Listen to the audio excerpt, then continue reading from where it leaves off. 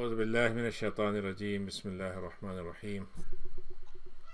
یہ سورہ مائدہ کی 97 آیت ہے کہ جعل اللہ الکعبۃ البیت الحرام قیاما للناس۔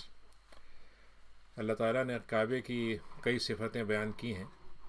سب سے پہلی صفت تو یہ ہے اللہ کا گھر ہے، دوسرا یہ ہے کہ بیت الحرام ہے کہ حرام والا ہے، تیسرا یہ ہے کہ امن و امان والا ہے۔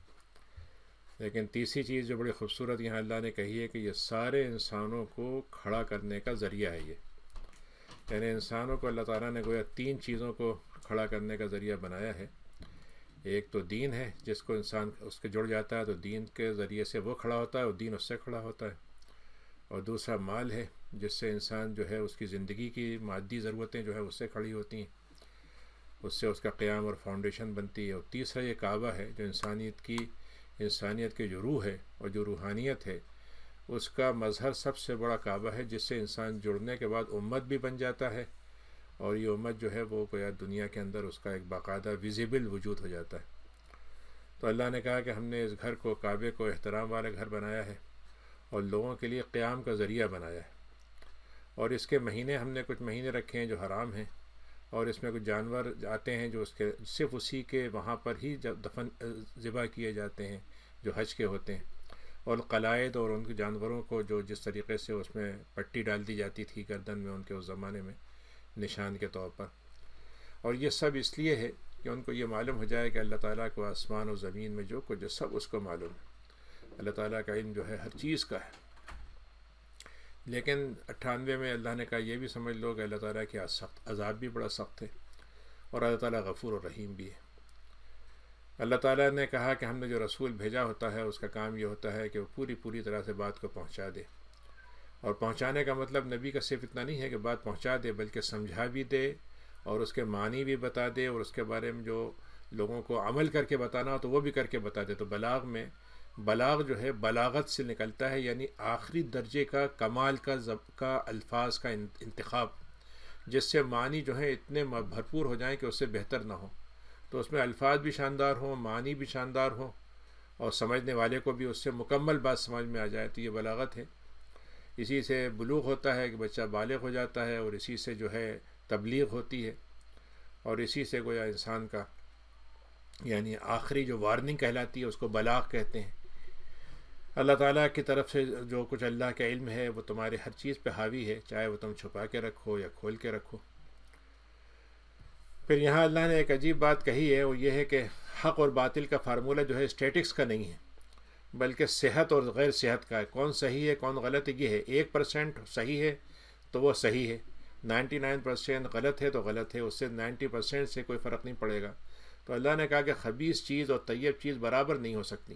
چاہے تمہیں خبیث چیز کی تعداد سے بڑا اس کو بڑی بھلی لگے تمہیں کہ دیکھو اتنے لوگ اس کو مان رہے ہیں، اتنے فالوور ہیں، تو یہ تو بڑے اس کا مطلب لوگوں کو یقیناً فالوور اتنے لاکھوں، آج کے زمانے میں سوشل فالوور کا سب سے بڑی پہچان یہ ہوتی ہے کہ اتنے لاکھ فالوور اور اتنے کروڑ فالوور اس کے ہیں، تو اس کا مطلب اس سے بڑا معتبر کوئی ہوتا نہیں۔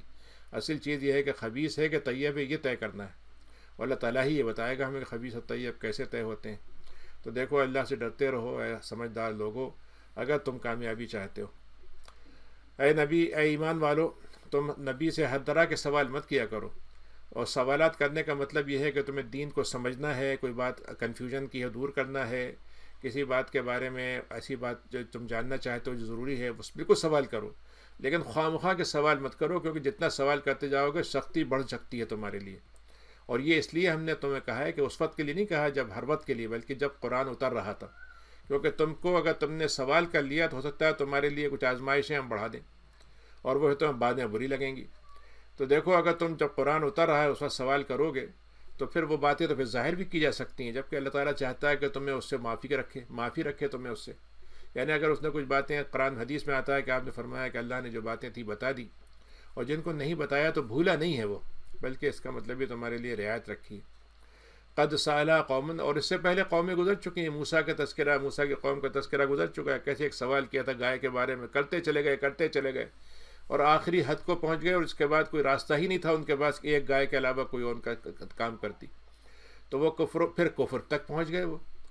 پھر اللہ نے کہا کہ دیکھو پرانے لوگوں نے کیا کیا تھا، خدا کیسے بنائے تھے، مختلف قسم کے انہوں نے جانور بنا دیے تھے، کہ یہ جانور جو ہے یہ اس کا 1 سال کے بعد مطلب کھایا جائے گا، یہ جو ہے اگر یہ جانور بچہ ہوا ہے تو اس کا یہ ہوگا، اگر بچی ہوئی ہے تو یہ کریں گے، اور اگر وہ مطلب یہ ہے کہ اس کو بحیرہ صائبہ جو چھوڑ دیا گیا اس کو بس کوئی نہیں کھائے گا اسے، اور کچھ ایسے ہیں جن کو صرف مرد کھائیں گے، عورتیں نہیں کھائیں گے، اور اگر ان کے بچے جڑواں پیدا ہوئے ہیں تو ان میں سے کون سا حرام ہوگا کون سا حلال ہوگا۔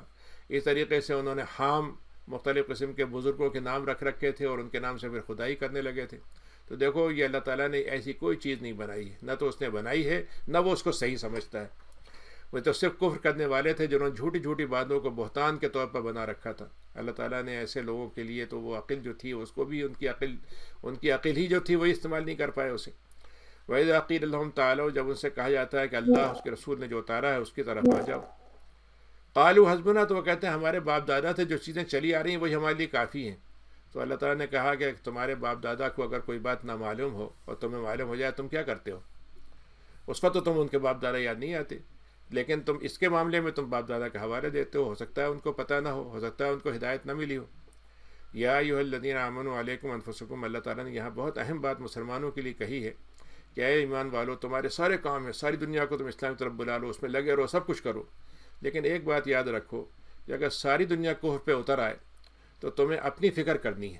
علیکم انفسکم، تمہاری اپنی فکر کی، اپنی جان کی تمہیں فکر کرنی ہے، اور اگر دنیا ساری کی ساری گمراہ ہو جائے تو تمہیں کوئی نقصان نہیں ہوگا اگر تم ہدایت پر ہو۔ تو اپنی ہدایت کی پہلے فکر کرو، اس کے بعد دوسروں کی فکر کرو۔ اللہ تعالیٰ کی طرف سب کو لوٹ کے جانا ہے، وہ تمہیں بتائے گا تم کیا کرتے تھے۔ 106 آیت ہے، یہ میراث کا اگلا حکم ہے جس کے بارے میں زیادہ تفصیل آگے آئے گی، لیکن یہاں پر بھی وہی تفصیل ہے جو باقاعدہ حکم کی شکل میں نہیں تھی بلکہ اس وقت ابتدائی احکام میں سے تھی کہ ایمان والو اگر کسی کی موت آ جائے اور وہ شہر سے باہر ہو، اپنے باہر نکلا ہوا ہو اور موت کا اس کا اندیشہ ہونے لگے تو وہ کیا کرے؟ تو ایسا کرے کہ مسجد میں جائے، اور مسجد میں جہاں پر نماز پڑھتے ہیں لوگ ان کا مسجد کی نماز، مسجد میں یا جہاں پر حاضری لگتی ہو لوگوں کی، وہاں پر ان سے ذرا 2 سمجھدار قسم کے لوگوں کو لے لے اور ان سے وصیت کر دے کہ بھائی یہ تم میری بات میرے خاندان والوں کو پہنچا دینا کہ میں وصیت یہ کر کے جا رہا ہوں۔ تو اگر وہ وصیت والے تمہارے خاندان میں سے یعنی مسلمانوں میں سے نہ ملے تو پھر تم دوسرے کو بھی بنا سکتے ہو، یعنی تمہارے غیر اسلامی والوں کو بھی تم اس کو بنا سکتے ہو، خاص طور سے اس وقت جب کہ تم مسافرت میں ہو اور تمہیں موت کی مصیبت تم کو پہنچنے والی ہے، تو تم ان کو نماز کے بعد روک لو گے۔ یعنی اس سے معلوم ہوا کہ نماز جو ہوتی ہے وہی ہوتی ہے جماعت سے ہوتی ہے، تو یہ صلاۃ کا تذکرہ ہے، لیکن ظاہر روکنے کا مطلب وہی ہوگا جہاں پہ جماعت ہوتی ہے، اور وہاں پہ تم ان سے قسم لے لو گے کہ بھائی دیکھو بات یہ ہے کہ وہ دونوں قسم کھا لیں گے، اس بات کی دونوں قسم کھا لیں گے ہاں جو آپ نے بات کہی ہے ہم اس کو پورا کریں گے، اور اگر تمہیں شک ہو کہ یہ لا نشتری بھی اور انر تب تم اگر کوئی تمہیں شک ہو رہا ہے تو ہم قسم بھی کھا لیتے ہیں اور ہم اس معاملے میں کوئی قیمت کی خرید فروخت نہیں کریں گے، ولو کان ذا قربیٰ، چاہے ہمارے رشتہ داری ہوں، اور ہم اللہ کی گواہی کو چھپائیں گے نہیں ورنہ ہم گنہگار ہوں گے۔ فإن عُسِرَ، اگر اس درمیان میں جو معاشرہ جہاں پہ لوگ جمع تھے وہ 2 آدمیوں نے گواہی کی بات کر لی تھی، لیکن جو دوسرے اور لوگ تھے انہوں نے محسوس کیا کہ یہ 2 گواہی جنہوں نے قسم کھائی تھی کچھ گڑبڑ کر رہے ہیں، استحق اسمن، وہ ان کو کچھ غلط بات کر رہے ہیں، تو دوسرے 2 کھڑے ہو جائیں اور وہ کہیں نہیں ہم نے جو بات سنی تھی وہ یہ نہیں تھی، انہوں نے جو بات کہی یہ غلط ہے، تو گواہی ہم اس کی دیتے ہیں کہ انہوں نے کیا کہا تھا، تو پھر وہ دوسروں کی قسم وہ دونوں اس کی جگہ پہ بن جائیں گے۔ فیقسمان باللہ، تو اللہ کی قسم کھا کے شہادت دے دیں گے، تو اور کہیں گے کہ ہماری شہادت اس کے مقابلے میں بالکل صحیح ہے اور ہم بالکل غلطی نہیں کر رہے ہیں، ورنہ ہم بھی ظالموں میں ہو جائیں گے۔ تو یہ تمہارے لیے شہادت کا طریقہ جو ہے تم ایسے اختیار کرو تو یہ تمہارے لیے زیادہ بہتر ہوگا اللہ کی نظر میں اور اللہ کے فائدے کے لحاظ سے۔ اور یخافو، اور ایسے لوگ جو ہیں ان کو ڈرنا چاہیے کہ ان کی قسمیں لوٹ جائیں، یعنی پہلے لوگ جن کو پہلی قسم جن کو رد کر دی گئی ان کو خود یہ سوچنا چاہیے کہ اگر انہوں نے اپنی قسم غلط نہ کی ہوتی تو کیسا ان کے ساتھ معاملہ ہوتا، تو انہوں نے اپنی خرابی خود کی، تو ان کو اس بات سے احتیاط کرنی چاہیے۔ واتقوا اللہ واسمعوا، دیکھو اللہ سے تقوی اختیار کرو، سنتے رہو۔ اللہ تعالیٰ فاسقوں کو ہدایت نہیں دیتا ہے۔ اللہ تعالیٰ قیامت کے دن سارے رسولوں کو جمع کرے گا، ظاہر رسولوں کا مطلب یہاں پہ صرف رسول نہیں ہے بلکہ ان کے تحت جو انبیاء ہیں وہ بھی ہوں گے، تو ان سے پوچھا جائے گا تم سے کیا جواب دیا تمہاری قوم نے، تو وہ کہیں گے ہمیں تو پتہ نہیں، آپ جانتے ہیں، آپ ہی سمجھتے ہیں اس بات کو، غیب کا علم آپ کو ہے۔ اذ قال اللہ یا عیسیٰ، پھر اللہ تعالیٰ نے 110 آیت میں کہا کہ ہم نے عیسیٰ سے کہا جو مریم کے بیٹے تھے، پھر تمہیں یاد ہے ہم نے کیسے تم پہ احسان کیے ہیں، تم پر اور تمہاری والدہ پہ روح القدس سے تمہاری تائید کروائی ہے، اور تم کو ہم نے بچپن میں جب کھلاندے تھے تم کہیے کہ کھٹولے میں تھے یا اس کے اندر تھے کریڈل میں، تو اس وقت تم بات کرتے تھے، اور ہم تم سے اس وقت بھی بات کرائیں گے جب تم دنیا میں واپس آؤ گے، اس کو تمہاری عمر ادھیڑ عمر کی ہوگی، اور ہم نے تم کو کتاب سکھائی ہے، کتاب حکمت بتائی ہے، تورات کا علم دیا ہے، انجیل کا علم دیا ہے، اور ہم نے تم کو یہ طاقت دی تھی کہ تم ایک مٹی سے ایک بارندہ بناؤ اور اس کو اڑا دو اور وہ چلنے لگے گا، ہمارے پھونک دو گے تو وہ چلنے لگے گا۔ تو یہ میری اجازت سے ہوتا ہے یہ، اور ایک کوڑے مادہزاد اندھے کو، کوڑھے کو تم ٹھیک کر دو گے، یہ میری اجازت سے ہوتا ہے۔ مردہ ہے اس کو زندہ کر دو گے، یہ بھی میری اجازت سے ہوگا۔ اور جب میں نے بنی اسرائیل کو تم سے روک دیا، وہ تمہارے خلاف کھڑے ہو گئے تھے، تم کچھ بھی نقصان پہنچا سکتے تھے، جبکہ ان کے پاس کھلی کھلی نشانی آ گئی تھی، لیکن میں نے ان کو تمہارے پاس آنے ہی نہیں دیا۔ اب اس سے یہ بات خود ثابت ہو جاتی ہے کہ اللہ تعالیٰ جب یہ کہہ رہا ہے بنی اسرائیل کو ہم نے روک دیا، تو اس کا مطلب یہ ہے کہ جو آپ کو سولی دینا چاہتے تھے وہ بھی حاصل نہیں ہوئی ان کو، ورنہ پھر ظاہر ہے روکنے کوئی مطلب ہی نہیں تھا۔ فقال الذین کفروا، تو وہ لوگ جنہوں نے کفر کیا انہوں نے کہا کہ ارے یہ جو صاحب ہیں نا یہ تو بڑے اچھے جادوگر لگتے ہیں، ہمیں جادو کی باتیں بڑی زبردست کرتے ہیں یہ عیسیٰ علیہ السلام جو ہیں۔ وَإِذْ أَوْحَيْتُ إِلَى الْحَوَارِيِّينَ، اور تمہارے جو حواریین تم پر ایمان لے آئے تھے، میں نے ان کی طرف بھی ان کے دل میں بھی یہ بات ڈالی کہ میرے ایمان لے آؤ مجھ پر اور میرے رسول پر، تو انہوں نے کہا ہم ایمان لاتے ہیں، ہم گواہی دیتے ہیں کہ ہم تو بالکل اللہ کے آگے فرما برداری کرنے والے ہیں۔ پھر ایک دفعہ حواریین نے عیسیٰ علیہ السلام سے ایک مطالبہ کر دیا، خواہش کا اظہار کر دیا کہ بھائی اللہ تعالیٰ تو آپ کا ہے، سب کچھ کر سکتا ہے، تو بس آپ ایسا کریے کہ آسمان پہ پورا ایک دسترخوان جو ہے کھانوں سے بھرا ہوا آسمان کے کھانوں سے پہنچ کے ہمارے پاس آ جائے۔ تو اللہ عیسیٰ علیہ السلام نے کہا کیا کرتے ہو، کیا بات کرتے ہو، تمہیں ڈرنا چاہیے اللہ تعالیٰ سے، اور تم ایسی باتیں ایمان کے ساتھ کرتے ہو۔ تو انہوں نے کہا نہیں ہمیں کوئی مطلب اللہ تعالیٰ کو آزما نہیں رہے ہم، اللہ تعالیٰ کو کسی ہم مطلب یہ ہے کہ ہمیں شک نہیں ہے، بس صرف ہمارا دل چاہ رہا ہے کہ ہم وہاں سے جو آ رہا ہے اس کو کھائیں، ہمارے دل میں اطمینان بھی ایمان کا بڑھ جائے، اور ہمیں یہ بھی معلوم ہو جائے کہ واقعی ہم جو آپ سے بات سچ جو آپ نے ہم سے کہا ہے وہ سب سچ کہا ہے، اور اس پر ہم گواہی بھی دینے والے بن جائیں گے۔ تو پھر عیسیٰ علیہ السلام نے اللہ سے دعا کی کہ اللہ تعالیٰ ایک دسترخوان اتار دیجیے اور جس کے اندر آسمان سے کھانا آیا ہو، تو یہ ہماری خوشی کا دن ہو جائے گا، ہمارے اول کے لیے اور آخر کے لیے، اور ایک نشانی ہو جائے گی، اور ہمیں رزق دے دیجیے، خیر آپ تو رزق دینے کے بہترین رزق دینے والوں میں سے ہیں۔ اللہ تعالیٰ نے کہا ٹھیک ہے میں تمہاری دعا قبول کرتا ہوں، میں اس دسترخوان کو اتارتا ہوں، لیکن ایک بات یاد رکھنا، اگر اس کے بعد پھر کسی نے میرا انکار کیا تو میں اس کو وہ عذاب دوں گا جو میں نے کسی اور کو کبھی بھی نہیں دیا ہوگا۔ وَإِذْ قَالَ اللَّهُ يَا عِيسَىٰ، اور اس کے بعد عیسیٰ ابن مریم سے اللہ نے پوچھا، یعنی یہ تو پوچھا نہیں، اللہ تعالیٰ قیامت کے دن پوچھے گا، لیکن یہ کہ یہاں پر اللہ نے ایسے پیش کیا جیسے اس نے پوچھ لیا کہ ماضی کا ٹینس ہے لیکن اصلاً اس کا مطلب ہے فیوچر ٹینس۔ انت قلت لی، کیا تم نے یہ کہا تھا کہ مجھے چھوڑ کر اور میری ماں کو اور مجھے خدا بنا لینا اللہ کو چھوڑ کر؟ تو انہوں نے کہا کہ عیسیٰ نے اللہ تعالیٰ کیسی بات آپ سوچتے ہیں، سبحانک، آپ کی ذات اتنی پاک و ذات صاف ہے کہ آپ کے لیے میں کیسے یہ بات کہہ سکتا ہوں، مجھے تو یہ کہنے کا حق ہی نہیں تھا، اور اگر میں نے کہا ہوتا تو آپ کو تو معلوم ہے، پھر آپ کو پوچھنے کی ضرورت نہیں، آپ جانتے ہیں، آپ تو میرے دل کا حال جانتے ہیں جبکہ میں آپ کے دل کا حال نہیں جانتا۔ انت علام الغیوب، آپ تو سارے غیب کے سارے علم آپ کو ہیں۔ نفس کا لفظ اللہ تعالیٰ کے لیے بالکل الگ معنی میں، ہمارے لیے الگ معنی میں۔ ہمارے لیے تو نفس ہے، جسم ہے، روح ہے، دماغ ہے، خون ہے اور ساری چیزیں ہیں، لیکن اللہ کا نفس کیا ہے ہم نہیں جانتے، بس لیکن اللہ نے اپنے لیے بھی نفس کا لفظ استعمال کیا ہے، ورنہ نفس تو اصل میں کہتے ہیں سانس لینے کو، اسی سے نفس ہوتا ہے، نفس مطلب سانس کا لینا۔ ما قلت لهم الا ما امرتنی، میں نے وہی کہا تھا جس کا آپ نے مجھے حکم دیا تھا۔ کیا کہا تھا میں نے؟ کہ دیکھو میری رب کی عبادت کرنا، جو میرا رب ہے اور تمہارا رب۔ وَكُنْتُ عَلَيْهِمْ شَهِيدًا، اور میں زندگی میں اس بات کی گواہی دینے کے لیے موجود تھا، میں نے آپ کی گواہی دے سکتا ہوں کہ زندگی میں نے یہی کہا جب تک میں تھا، لیکن جب آپ نے مجھے بلا لیا، اپنا وقت پورا میرا ہو کر کے مجھے بلا لیا، تو اب آپ ہیں ان کے نگراں، آپ ہی جانتے ہیں کہ کیا گواہی دیں گے وہ۔ ان تعذبہم، اے نبی، لیکن دیکھیے نبیوں کا معاملہ کتنا رحمت کا ہوتا ہے کہ انہوں نے یہ نہیں کہا کہ اللہ میں آپ سب کو عذاب دیجیے گا جو میرے خلاف ہے، انہوں نے کیا کہا؟ انہوں نے کہا اللہ تعالیٰ آپ عذاب دیتے ہیں تو یہ آپ کے بندے ہیں، بھلا آپ کی مرضی ہے، میں کچھ نہیں کہہ سکتا، اور میں تو نہیں کہوں گا آپ عذاب دیں، لیکن بہرحال آپ طے کریں گے تو میں کیا کہہ سکتا ہوں، لیکن اگر آپ معاف کر دیں تو آپ تو بہت عزیز اور حکیم۔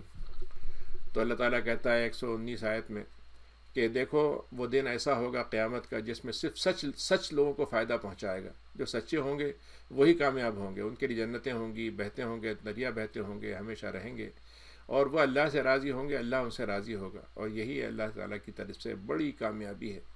للہ، آخری آیت ہے کہ للہ ملک السماوات والارض، اللہ تعالیٰ کے لیے ساری آسمان اور زمین کی بادشاہت اللہ کی ہے، اور جو کچھ اس کے اندر ہے، اور وہ ہر بات پہ قدرت رکھتا ہے۔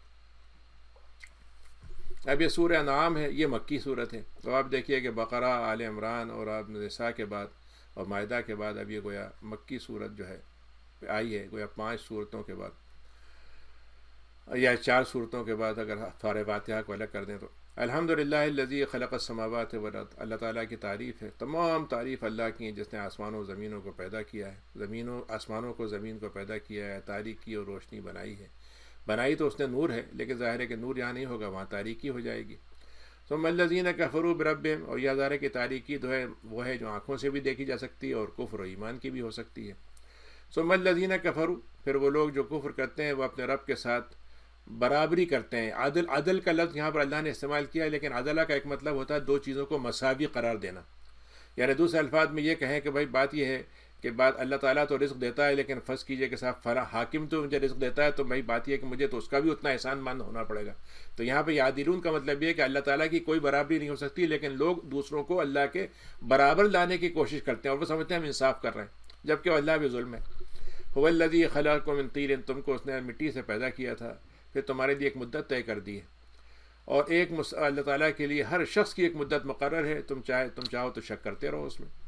وَهُوَ اللَّهُ، اللہ تعالیٰ وہی ہے جو آسمانوں میں زمین میں ہے، تمہارے راز کو، تمہاری کھلی ہوئی بات کو، سب کو جانتا ہے، اور تم جو کچھ کماتے ہو عمل کے ذریعے سے سب اللہ کے علم ہے۔ وَمَا تَأْتِيهِم مِّنْ آیَةٍ، اللہ تعالیٰ کی طرف سے جو بھی ان کے بعد نشانیاں آتی ہیں، یہاں پہ نشانی کا مطلب صرف قرآن کی آیت نہیں ہے، بلکہ جو دنیا میں اللہ تعالیٰ اپنی نشانیاں دکھلاتا ہے وہ سب مراد ہیں اس سے، کہ جو بھی ان کے بعد نشانی آتی ہے جو ان کے رب کی طرف سے ہوتی ہے، مگر وہ اس سے منہ موڑ کے نکل جاتے ہیں۔ فقط کذبوا بالحق، اور اس سے پہلے بھی وہ حق کو جھٹلاتے رہے، ایسے پہلے بھی قومیں رہی ہیں جنہوں نے جھٹلایا تھا، اور یہ بھی جھٹلاتے رہے، اور آنے کے بعد بھی جھٹلانا ہے، پہلے بھی نہیں مانتے تھے اب بھی نہیں مانتے ہیں، جبکہ اب آ چکا ہے حق ان کے پاس۔ فسوف یاتیہم، تو پھر اس کے بعد ان کے اوپر وہ ان کی خبریں آ جائیں گی، وہ ما کانوا بھی جس کا وہ مذاق اڑاتے تھے، یعنی وہ خبر ان کے پاس آ جائے گی جو آخری انجام تک ان کو لے جائے گی، اور جس کا وہ مذاق اڑایا کرتے ہیں، یعنی وہ دنیا بھی ہو سکتی ہے، موت بھی ہو سکتی ہے، قیامت بھی ہو سکتی ہے۔ اولم یرو کم ہلکنا، کیا انہوں نے نہیں دیکھا کہ ہم نے کتنی قوموں کو، بس صدیاں کتنی گزر چکی ہیں جن میں سے ہم نے ان قوموں کو ہلاک کر دیا جن کو بڑی طاقت دی تھی ہم نے دنیا میں، بڑا ان کو قبضہ و قدرت دیا تھا زمین پر، اور اس سے پہلے ان کو ایسے لوگ بھی ہیں جن کو کسی طرح کا کہ ایسے ان جیسے کوئی تھے ہی نہیں، ہم نے آسمان سے ان کے لیے بارش سے جب ضرورت پڑتی پانی برساتے چلے جاتے تھے، نہریں ان کے لیے بہتی تھیں، اور اس کے بعد ان کو، لیکن کیا ہوا کہ جب ان کے گناہ بڑھتے چلے گئے تو ہم نے ان کی ساری آبادیاں، سارے ان کی تعمیرات اور ساری ان کی ترقیاں سب ایک طرف، لیکن گناہوں نے ان کو ڈبو دیا، اور پھر اس کے بعد ہم نے ان کے بعد دوسری بستیاں، دوسری صدیاں بنا دیں، دوسری نسلیں کھڑی کر دیں۔ وَلَوْ نَزَّلْنَا عَلَيْكَ كِتَابًا، اے نبی یہ آپ سے مطالبے کرتے ہیں لیکن ہم آپ کو بتائیں کہ یہ ایمان لانا پھر بھی نہیں چاہتے۔ اگر ہم ان کے سامنے ایک کتاب لکھی ہوئی ان کے سامنے آ جائے، اترتے دیکھ لیں اسے، کاغذات پہ لکھی ہوئی، اور اس کو آنکھوں سے ٹٹول بھی لیں، لیکن کیا کہیں گے؟ ارے بھائی یہ تو ہمیں لگ رہا ہے جادو کر دیا، یعنی ماننا نہیں ہے تو نہیں مانیں گے۔ وَقَالُوا لَوْلَا نُزِّلَ عَلَيْهِ مَلَكٌ، یہ آپ سے یہ بھی کہتے ہیں کہ بھائی ہمارے پاس آپ کیوں آئے، فرشتہ آنا چاہیے تھا نا ہمارے پاس۔ تو اللہ تعالیٰ نے کہا کہ اگر یہاں پہ دنیا میں جب فرشتہ ہم بھیج دیتے ہیں نا تو پھر انجام بھی اس کا یہ ہوتا ہے کہ اس کے نہ ماننے کے بعد پھر کفر ہی ہوتا ہے، پھر خاتمہ ہی ہوتا ہے، پھر مہلت نہیں دیتے ہم۔ اور دوسری بات یہ کہ یہاں پر اگر فرشتے رہے ہوتے کے بعد 9ویں آیت ہے کہ اگر یہاں دنیا میں فرشتے آباد ہوتے تو یقیناً ہم فرشتے ان کو بھیجتے، لیکن اگر ہم بھیجتے بھی ہیں فرشتے کو تو ایک انسان کی شکل میں بھیجتے ہیں، اور اس کو، لیکن یہ کہ جب وہ وَلَلَبَسْنَا عَلَيْهِمْ مَا يَلْبِسُونَ، لیکن جب ان کو شبہ میں پڑھنا ہی ہے تو ہم اور شبہ میں ان کو ڈالتے رہ جاتے ہیں، جب وہ شبہ اپنے اندر پیدا کر لیتے ہیں تو ہم شبہ بڑھاتے جاتے ہیں۔ وَلَقَدْ تُوذِيَ، اے نبی آپ سے پہلے بھی ایسے رسول گزرے ہیں جن کے ساتھ مذاق کیا گیا تھا، اور ان کو فَحَاقَ بِالَّذِينَ، لیکن جب وہ مذاق اڑاتے تھے تو وہی مذاق ان کے لیے ان کو عذاب میں گھیرنے کا ذریعہ بن گیا، اور وہ ساری وَمِنْهُمْ مَا كَانُوا بِهِ يَسْتَهْزِئُونَ، اور جن چیزوں کا وہ ہنسی اڑاتے تھے وہی ان کے عذاب کی چیز بن گئی۔ قُلْ سِیرُوا فِی الْأَرْضِ، اے لوگو زمین میں چلو پھرو اور دیکھو کہ جو خدا سے انکار کرنے والے ہیں ان کا انجام کیا ہوتا ہے۔ قُلْ لِمَن مَا فِی السَّمَاوَاتِ، کہہ دیجئے کہ جو کچھ بھی آسمان زمین میں وہ سب اللہ کا ہے۔ قل کس کے لیے ہے؟ تو وہ قل آپ فرما دیں کہ وہ اللہ کے لیے ہے، لیکن اللہ نے اپنے اوپر رحمت کو فرض کر لیا ہے، اور تمہیں قیامت کے دن وہ جمع کرے گا جس کے آنے میں کوئی شک نہیں ہے، اس دن وہ خسارے میں ہوں گے جو ایمان نہیں لائے تھے۔ وَلَهُ مَا سَكَنَ فِی اللَّیلِ، 13 آیت ہے کہ وَلَهُ مَا سَكَنَ فِی اللَّیلِ وَالنَّهَارِ، اور اس کے لیے جو زمین میں جو کچھ بھی چیزیں رہتی ہیں رات میں ہوں یا دن میں ہوں، اس کے لیے وہ اس دن اور رات میں وہ سننے والا ہے اور وہ جاننے والا ہے۔ تو یعنی اللہ ہی کا سب کچھ ہے، جو زمین میں رہتا ہو، رات کے وقت میں ہوتا ہو یا دن میں، دن کے مخلوقات الگ ہو سکتی ہیں، رات کی الگ ہو سکتی ہیں، رات کی کیفیتیں الگ ہو سکتی ہیں، لیکن یہ ساری چیزیں اللہ ہی کی طرف سے ہوتی ہیں۔ قل اغیر اللہ اتخذ ولیا، تو آپ فرمائیں کہ میں اللہ کو چھوڑ کر کسی اور کو اپنا آقا بنانا چاہوں گا، جو کہ زمین آسمان کا پیدا کرنے والا ہے، اور وہ کھلاتا ہے، اور وہ تو اور مانگتا ہی نہیں کہ مجھے کھلاؤ۔ ہمارے جتنے بت ہیں وہ سب خدا کہتے ہیں کہ ہمیں کھلاتے جاؤ، چڑھاتے جاؤ ہم کے اوپر۔ اللہ تعالیٰ کہتا ہے میں صرف کھلانے والا ہوں، کھانے والا نہیں ہوں۔ انی امید تو مجھے تو اللہ نے یہ حکم دیا تھا کہ اگر کوئی اسلام لائے نہ لائے، میں سب سے پہلے اسلام لے آؤں۔ اور ولا تکونن من المشرکین، اے نبی آپ کو تو شرک کرنے والا بالکل نہیں ہونا چاہیے۔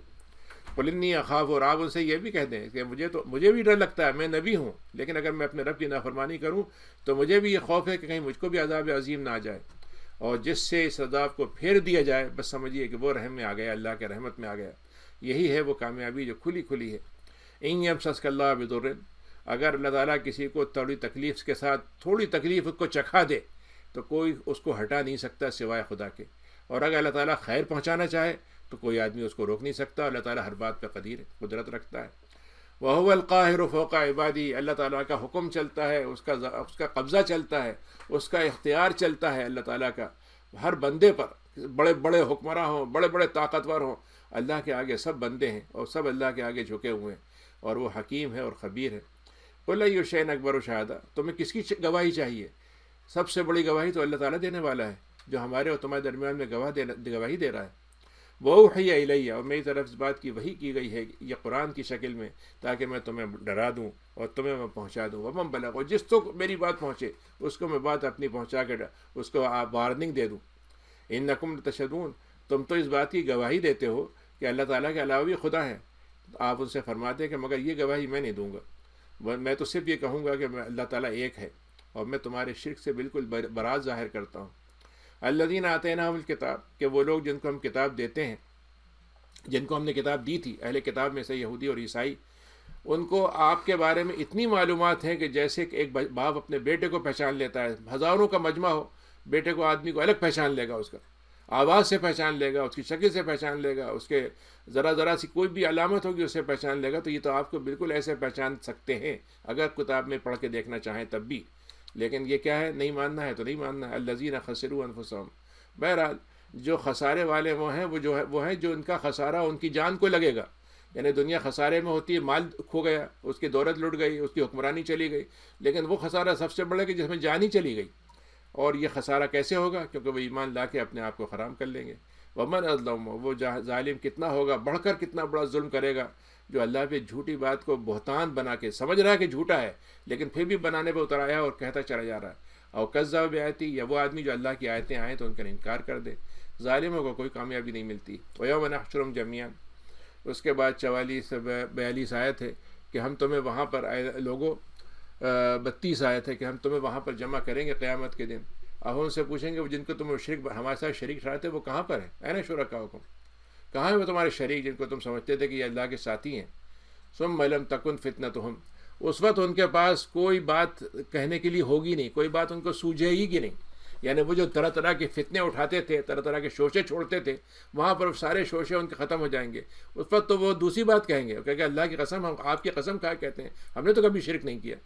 تو اللہ تعالیٰ کہا کہ دیکھا، جھوٹ کا بھی کمال کر دیا، ہمارے سامنے ہی جھوٹ بول رہے ہیں۔ اب الا انفسہم، اپنے اوپر ہی جھوٹ بول رہے ہیں۔ وضل عنہم ما کانوا یفترون، بات اصل میں یہ ہے کہ جو انہوں نے دنیا میں طرح طرح کے فتنے کھڑے کیے تھے، طرح طرح کے مذاہب بنائے تھے، طرح طرح کے خدا بنائے تھے، وہ سب ان کے آنکھوں سے اوجھل ہو چکے ہوں گے۔ وَمِنْهُم مَّن يَسْتَمِعُ إِلَيْكَ، بعض لوگ تو ایسے بھی ہیں جب آپ کعبے میں نبی کریم نماز پڑھتے تھے تو پہلے تو بات نہیں کرتے تھے، لیکن آواز سن کے تھوڑا سا رک جاتے تھے اور غور کرتے تھے کیا کہہ کے رہے۔ تو آپ اللہ تعالیٰ کہتا ہے ہمیں معلوم ہے کہ بعض لوگ آپ کی طرف کان لگاتے ہیں۔ وَجَعَلْنَا عَلَىٰ قُلُوبِهِمْ، لیکن مسئلہ کیا ہے کہ کچھ ایمان نہیں لاتے تو ان کے اور اللہ کے بات کے درمیان میں اختلاف چڑھا ہوا ان کے دلوں پر، یعنی ایک ایسا پردہ ٹل گیا ہے جس کی وجہ سے ان کے دل جو ہے اس میں بات گھستی نہیں ہے۔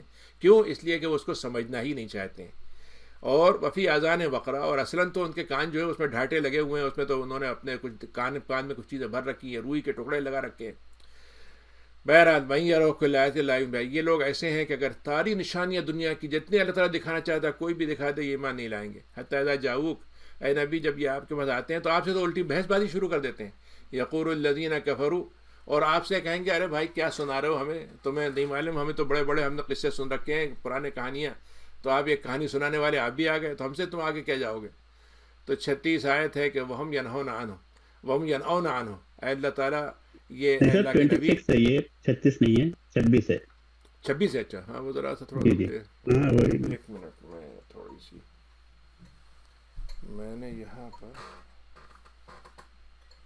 چشمہ رکھا تھا، میں دیکھ لوں تھوڑا سا.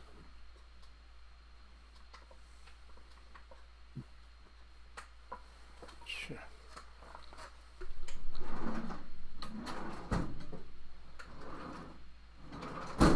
ٹھیک ہے، وہ ہم ینہون عنہ ینہون عنہ، اے اللہ کے نبی یہ جو آپ سے روکتے ہیں نا، اور یہ وجہ کیا ہے کہ یہ چاہتے ہیں کہ آپ سے خود بھی بھاگتے رہیں اور لوگوں کو بھی بھگا دیں. ینأون عنہ، آپ سے چاہتے ہیں کہ دور ہوتے جائیں، مگر یہ آپ سے دور ہو کے سوائے ہلاکت کے راستے کی طرف اور کچھ نہیں جا رہے ہیں، اس کو ان کا اندازہ بھی نہیں. ولو تری اذ وقفوا علی النار، تو یہ 27ویں آیت ہے کہ جب اس کے بعد وہ ان کا منظر ہم آپ کو بتاتے ہیں کیا ہوگا جب وہ جہنم کے کنارے پہ کھڑے ہوں گے، اور اس وقت کیا کہیں گے؟ کاش ہمیں یہ موقع مل جائے کہ ہم دنیا میں ایک دفعہ واپس چلے جائیں. اور ہم وعدہ کرتے ہیں کہ ہم اپنے رب کی بات کسی بات کو جھٹلائیں گے نہیں، اور ہم تو بالکل پکے مومن بن کے وہاں پر رہیں گے. اللہ تعالیٰ کہتا ہے کہ یہ تو باتیں وہ ابھی وہ قیامت کے دن کہیں گے نا، لیکن یہ اس وقت ان کے سامنے یہ سب باتیں ان کو اس وقت سوجھیں گی کہ جب وہ جو باتیں چھپاتی تھی وہ سب ان کے ظاہر ہو چکیں گی.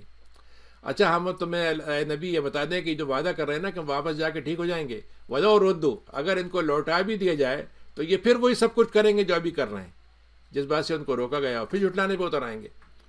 وَقَالُوا إِنْ هِيَ إِلَّا حَيَاتُنَا الدُّنْيَا، اور وہ تو یہ کہتے ہیں کہ ہماری جو زندگی ہے وہ تو بس دنیا کی زندگی ہے. وَمَا نَحْنُ بِمَبْعُوثِينَ، ہمیں دوبارہ اٹھانے کا کوئی سوال ہی نہیں. وَمَا نَحْنُ بِمَبْعُوثِينَ، اور ہم تو دوبارہ اٹھائے نہیں جائیں گے. وَلَوْ تَرَىٰ إِذْ وَقِفُوا إِلَىٰ رَبِّهِمْ، لیکن ہم تمہیں نبی بتاتے ہیں اور ان کو آپ بتا دیجئے کہ یہ ایک وقت آنا ہے جب یہ اپنے رب کے سامنے کھڑے کر دیے جائیں گے، یعنی کھڑے ہوں گے نہیں، کھڑے کر دیے جائیں گے. دوسرے الفاظ میں وہ چاہیں نہ چاہیں ان کو کھڑا کر ہی دیا جائے گا. قال أليس هذا بالحق، تو اس وقت اللہ تعالیٰ ان سے پوچھے گا اب یہ بات مانتے ہو کہ حق تھی کہ نہیں تھی؟ تو کہیں نہیں اے رب ہم مانتے ہیں، بالکل صحیح، آپ نے صحیح فرمایا. قال فذوقوا العذاب، لیکن اللہ تعالیٰ کہے گا تمہارے اب ماننے نہ ماننے سے کوئی فرق نہیں پڑتا، اب تو تم عذاب کے لیے تیار ہو جاؤ، اور اس کا جو تمہیں مزہ چکھنا ہے بس وہ چکھتے رہو تم کفر کی بنیاد پر. 31 آیت ہے، اللہ نے کہا کہ وہ لوگ خسارے میں پڑ گئے جنہوں نے اللہ کی ملاقات سے انکار کر دیا. اللہ سے ملنے کے کتنا انسان کو تمنا ہونی چاہیے، کیسا شوق ہونا چاہیے، لیکن ہم ملنا نہیں چاہتے. اور ملنا اس لیے نہیں چاہتے کہ ہمارا خیال یہ ہے کہ اللہ تعالیٰ ایک تو ہے نہیں، یا ہم سمجھتے ہیں کہ اگر مل گئے تو بتا نہیں ہمارے ساتھ کیا کیا ہو جائے گا. تو اللہ تعالیٰ بتا رہا ہے یہاں پر دنیا میں رہتے ہوئے کہ اللہ سے ملنے کے یہ طریقے ہیں، تم اختیار کر لو، اللہ سے بہترین ملاقات ہوگی. حتیٰ اذا جاءتهم الساعة بغتة، جب وہ اچانک قیامت آئے گی، ایک ایسی لمحے میں آئے گی جس میں دنیا کے سارے حساب لگانے والے، سارے الارم لگانے والے سب فیل ہو چکیں گے. قالوا یا حسرتنا علی ما فرطنا، قرآن میں جا کہا ہے کہ اللہ نے نہ تو اس کو روک سکیں گے، نہ تو پتہ چلے گا، نہ روک سکیں گے. اس وقت یہ کہیں گے ہم نے دنیا میں کیا کیا زیادتیاں کی تھیں، کتنی حسرت کی بات ہے، اب تو ساری چیزیں ہماری حسرت بن گئیں. اور وہ اپنے گناہوں کا بوجھ اٹھائے ہوئے ہوں گے اپنی کمروں پر. الا ساء ما یزرون، اور کتنا برا بوجھ ہے جو وہ اٹھائے پھر چل رہے ہوں گے وہاں پر، اور اس کا کیا ان کو صلہ ملنے والا ہے. وما الحیات الدنیا، لوگوں دنیا کی زندگی کو سمجھ لو، یہ دنیا کی زندگی جو ہے بس اگر ویسے ہی گزار دو گے بغیر ہدایت کے، بغیر اللہ کے لیے تیاری کے، تو بس خالی کھیل کود کی زندگی ہے.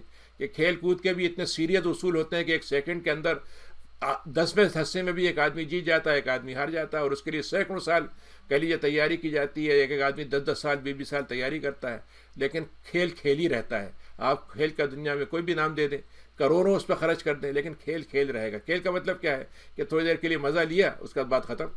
اور لہو کا مطلب ہوتا ہے ایسی چیزیں انسان دل میں بساتا رہتا ہے جس سے اصل مقصد سے غافل ہو جائے. لہو کا مطلب ہے دنیا سے دور اصل مقصد سے دور کرنے والی. بچے کو رو رہا ہے، کسی اور چیز میں اس کو لگا دیا، تو یہ یا تو کھیل ہے یا پھر اصل مقصد سے غائب ہونے والی چیزوں کو طرف مصروف رہنا ہے. اور دیکھو آخرت کی زندگی ہے وہی خیر کی چیز ہے، لیکن تقویٰ اس کے لیے کرنا پڑے گا. کیا تمہاری عقل سے یہ بات سمجھ میں نہیں آتی؟ قد نعلم، اب نبی کریم کو اللہ تعالیٰ نے کیسے دلاسا دیا، یہاں پر بڑا خوبصورت دلاسا ہے یہ کہ اے نبی ہمیں معلوم ہے آپ کو بہت غم ہوتا ہے کہ جو آپ کے بارے میں باتیں کرتے ہیں، آپ کو بڑی تکلیف ہوتی ہے اس سے. اور ایک آدمی اصل میں جو سب سے بڑا غم آدمی کو اس وقت ہوتا ہے جب وہ سچا ہو لوگ کہیں جھوٹا ہے. وہ کسی کا مال نہ کھایا وہ کیسا بھی پال کھا جاتا ہے، اور وہ آدمی جو ہے وہ کہے کہ صاحب میں آپ کی خدمت کر رہا ہوں، وہ کہے صاحب یہ تو کوئی اس کا مقصد اپنا اور ہے، تو وہ آدمی کو سب سے زیادہ غم ہوتا ہے۔ جھوٹے کو جھوٹا کہے تو اس کو تکلیف نہیں ہوگی، اس کو تو خیر معلوم ہے کہ میں جھوٹا ہوں، میں چاہے وہ کتنے انکار کرے۔ تو ہمیں معلوم ہے نبی آپ کو جھٹلاتے ہیں یہ، اور آپ کو اس پہ بڑا غم ہوتا ہے۔ اور یہ ظالم جو ہے نا، ان کا تو روش ہی انکار کرنے کی ہے، یہ آپ کے ساتھ ان کا معاملہ نہیں ہے، بلکہ ان کا معاملہ یہ ہے کہ جہاں پر ان کو پسند نہیں آئے گا، جہاں سے ان کو اختلاف ہوگا، اس کا انکار شروع کر دیں گے۔ لقد کذبت، لیکن اے نبی آپ کی تسلی کا پہلا سامان تو یہ ہے کہ اے نبی آپ سے پہلے بھی رسول ایسے گزر چکے ہیں جن کے اوپر یہ ان کو جھٹلایا گیا تھا، لیکن انہوں نے کیا کیا؟ انہوں نے صبر کیا تھا۔ تو آپ کے لیے کیا ہے تسلی کہ آپ بھی صبر کریں۔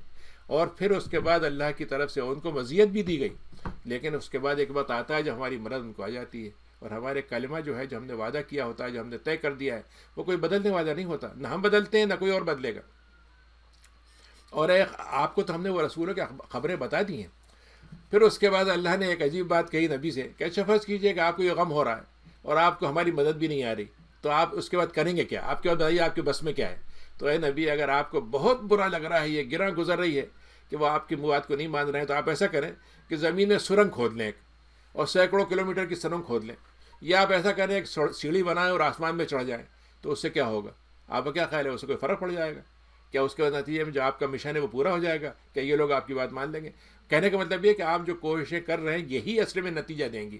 آپ دنیا کی سارے غم نکالتے جائیں، اور جیسا ہمارے لوگ ہوتے ہیں کہ صاحب ذرا سا مسلمانوں کے مسائل دیکھ کے ہزاروں تجویزیں دینا شروع کر دیں گے۔ تو مطلب یہ ہے کہ وہ جو کہتے ہیں نا کہ وہ شاعر نے کہا تھا کہ میں مریض جتنا تھا اس سے زیادہ مریض تو میرے علاج کرنے والوں نے مجھے مریض بنا دیا۔ تو یہی ہمارے ہاں صورتحال ہوتی ہے۔ تو نبی کریم کو اللہ نے کہا کہ جو آپ کا کام ہے اس میں لگے رہیے، باقی آپ یہ سمجھتے ہیں کہ آپ دنیا کو جیسے ہم کہتے ہیں کہ آسمان سے ستارے توڑ لائیے، تو توڑ لانے سے کیا فرق پڑے گا؟ بات تو کچھ بھی نہیں ہوگی۔ تو آپ نشانی کوئی لے آئیے گا، وَلَوْ شَاءَ اللَّهُ، لیکن اللہ تعالیٰ اگر چاہے گا ان کو جمع کر دے تو اللہ تعالیٰ کر سکتا ہے۔ تو آپ ایسی باتیں مت کیجیے جو ایسے لوگ کرتے ہیں جن کو اللہ کی طرف سے دین کا علم نہیں ملتا ہے۔ انما یستجیب الذین، اور اے نبی آپ کو فکر کی بات کیا ہے؟ اب یہ ایک اور دلاسا ہے کہ آپ کو فکر کیا ہے؟ آپ نے دیکھا نہیں کہ لوگ آپ کی بات سن بھی رہے ہیں؟ ٹھیک ہے 50 انکار کر رہے ہیں تو ایک ماننے والا بھی پیدا ہو رہا ہے، ایسے لوگ بھی ہیں۔ والموتیٰ، لیکن جو لوگ مردہ ہو چکے ہیں، زندہ ہیں لیکن اصلاً تو دل مردہ ہیں ان کو اللہ تعالیٰ پھر اس وقت زندہ کرے گا جب دوبارہ اٹھائے گا، جب وہ لوٹا دیے جائیں گے۔ 37 آیت ہے وقاروا لولا نزل، یہ آپ سے کہتے ہیں کہ آپ نے ہم سے یہ مطالبہ، تو قرآن تو اتار دیا لیکن ہم نے فلاں نشانی کا مطالبہ کیا وہ نہیں اتاری ہے آپ نے۔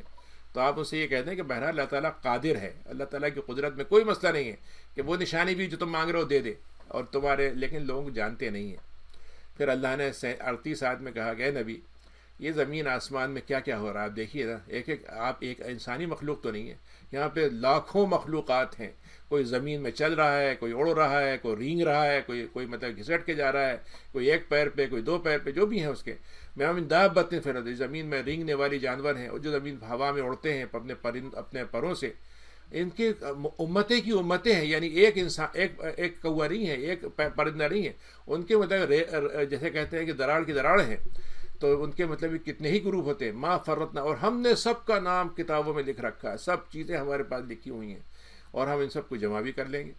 والذین کذبوا بآیاتنا، اس کے بعد 38 39 آیت ہے کہ جنہوں نے ہماری باتوں کو جھٹلا دیا ہے، تو وہ دنیا میں کان رکھتے ہیں، آنکھیں رکھتے ہیں، نگاہیں رکھتے ہیں، سب رکھتے ہیں، لیکن کان بند کیے ہوئے ہیں، نگاہیں بند کی ہوئی ہیں، اور تاریکی میں اس کا نتیجہ جب آپ تاریکی میں آپ راستہ جا رہے ہیں تو کیا ہوگا؟ آپ کے سامنے تاریکی رہے گی۔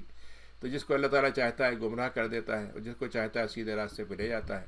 لیکن جس کو چاہتا ہے کہ یہ مطلب نہیں کہ ہمارا دل چاہ رہا ہے کسی گمراہ کرنا، اللہ تعالیٰ کہہ رہا ہے کہ جب وہ گمراہی پہ جمنا چاہتا ہے تو ہم اس کے لیے وہی راستہ کھول دیتے ہیں۔ قل ارأیتکم، 40ویں آیت ہے کہ اے لوگو کیا میں تمہیں بتاؤں تمہارے خیال میں کیا بات ہوگی اگر تمہارے پاس اللہ کا عذاب آ جائے، یا تمہارے پاس قیامت کا وقت آ جائے، تو کیا تم اللہ کے علاوہ کسی کو پکارو گے اس وقت اگر تم سچے ہو؟ تو اللہ تعالیٰ نے کہا کہ یہ عجیب بات یہ ہے کہ جب ان کے اوپر کوئی دنیا کی تھوڑی سی مصیبت آ جاتی ہے تو سب کو بھول کے اس خدا کو پکارنے لگتے ہیں۔ بل ایاہ تدعون، صرف وہی ہے جس کو یہ پکارتے ہیں، لیکن جب اللہ تعالیٰ ان سے وہ مصیبت کو ہٹا دیتا ہے تو اس کے بعد کیا ہوتا ہے؟ پھر بھول جاتے ہیں اور اپنے پھر شرک میں لگ جاتے ہیں۔ اب آج کل تو ویڈیو کا زمانہ ہے، آپ دیکھیے صبح شام تک کتنے واقعات آتے ہیں، جب آپ دیکھیے حادثہ ہوتا ہے تو اس وقت تو صرف خدا کے علاوہ کوئی نام یاد نہیں آئے گا، لیکن وہی لوگ ذرا سے امن و امان ہو جائے گا، نتیجہ ہوگا کہ پھر اس کے بعد پھر وہی ساری باتیں، وہی سارے عیش و عشرت اور وہی سارے مطلب گناہ کے کام میں لگ جائیں گے۔ وَلَقَدْ أَرْسَلْنَا إِلَىٰ أُمَمٍ، اے نبی ہم نے اس سے پہلے بہت سی قوموں کو بنایا تھا اور ان میں رسول بھیجے تھے، اور اس کو پھر ہم نے جب ان کی نبی کی بات کو انہوں نے نہیں مانا تھا تو ہم نے ان پہ سختی میں اور ان کو تکلیف میں، بیماری میں، جنگوں میں مطلب یہ کہ آزمایا بھی تھا. اور ہمارا مقصد صرف ان کو تکلیف دینا نہیں تھا، ہمارا مقصد کیا تھا؟ قرآن میں 42 نمبر کی آیت میں اللہ نے کہا ہم صرف یہ چاہتے تھے کہ وہ ہماری طرف پلٹ آئیں، ہم سے دوبارہ عاجزی سے مانگنے لگے. لیکن کیا ہوا؟ جب ان کو ایک وقت میں تکلیفیں آتی گئیں اور اس کے بعد بھی وہ سدھرے نہیں، تو ہم نے کیا کیا کہ اللہ تعالیٰ نے کہا کہ ایسا کیوں نہ ہوا کہ جب تکلیف آئی تو اللہ کے گڑگڑاتے، لیکن ان کے دل سخت ہو گئے تھے. اور شیطان ان کو سجھاتا رہا کہ نہیں کوئی بات نہیں، یہ جو سائیکل ہے، یہ جو دنیا میں جو نا انفلیشن آتا ہے اور ریسیشن آتا ہے، فنا ہوتا ہے، یہ تو سائیکل ہے، ہوتا ہی رہتا ہے، اس کا عمل سے کوئی تعلق نہیں ہے، تم کہتے رہو جو کچھ کرنا ہے. شیطان نے یہ سجھا دیا ان کو. تو اللہ تعالیٰ نے ایک اصول بتایا یہاں پر، یہ دنیا کا بہت اہم اصول ہے، جس کو آپ کو قرآن مجید سے مل سکتا ہے، دنیا میں کہیں نہیں ملے گا آپ کو. یہ کہ اللہ تعالیٰ یہ کہتا ہے کہ ہم دنیا کے اندر جو قوم کو بھیجتے ہیں، نبی بھیجنے کے بعد ہمارے پاس 3 سائیکل ہوتے ہیں اس کے.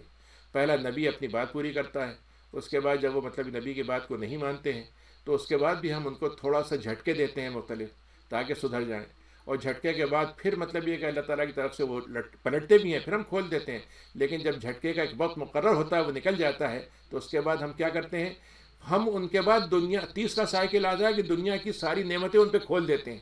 یہ 44 کی آیت بہت اہم ہے کہ جب وہ ہمیں بالکل بھول چکے ہوتے ہیں تو، اور جس بات کو یاد کرایا گیا تھا اس کو بھول جاتے ہیں، تو ہم ان کے اوپر ہر چیز کے دروازے کھول دیتے ہیں. اور جب وہ بالکل مست ہو جاتے ہیں تو ہم ان کو اتنا اچانک پکڑتے ہیں کہ ان کو سمجھ میں نہیں آتا کہ ہوا کیا، یہ ہوا کیسے، اور ہم کیسے بچائیں اپنے آپ کو. فَإِذَا هُمْ مُبْلِسُونَ، تو اس وقت وہ مایوسی کے آخری درجے میں ہو چکے ہوتے ہیں. یہ 3 سائیکل ہیں جو دنیا میں اللہ تعالیٰ دکھاتا رہتا ہے. اور بھی سائیکل قرآن نے بتایا، لیکن یہ ایک سائیکل ایک یہ بھی ہے.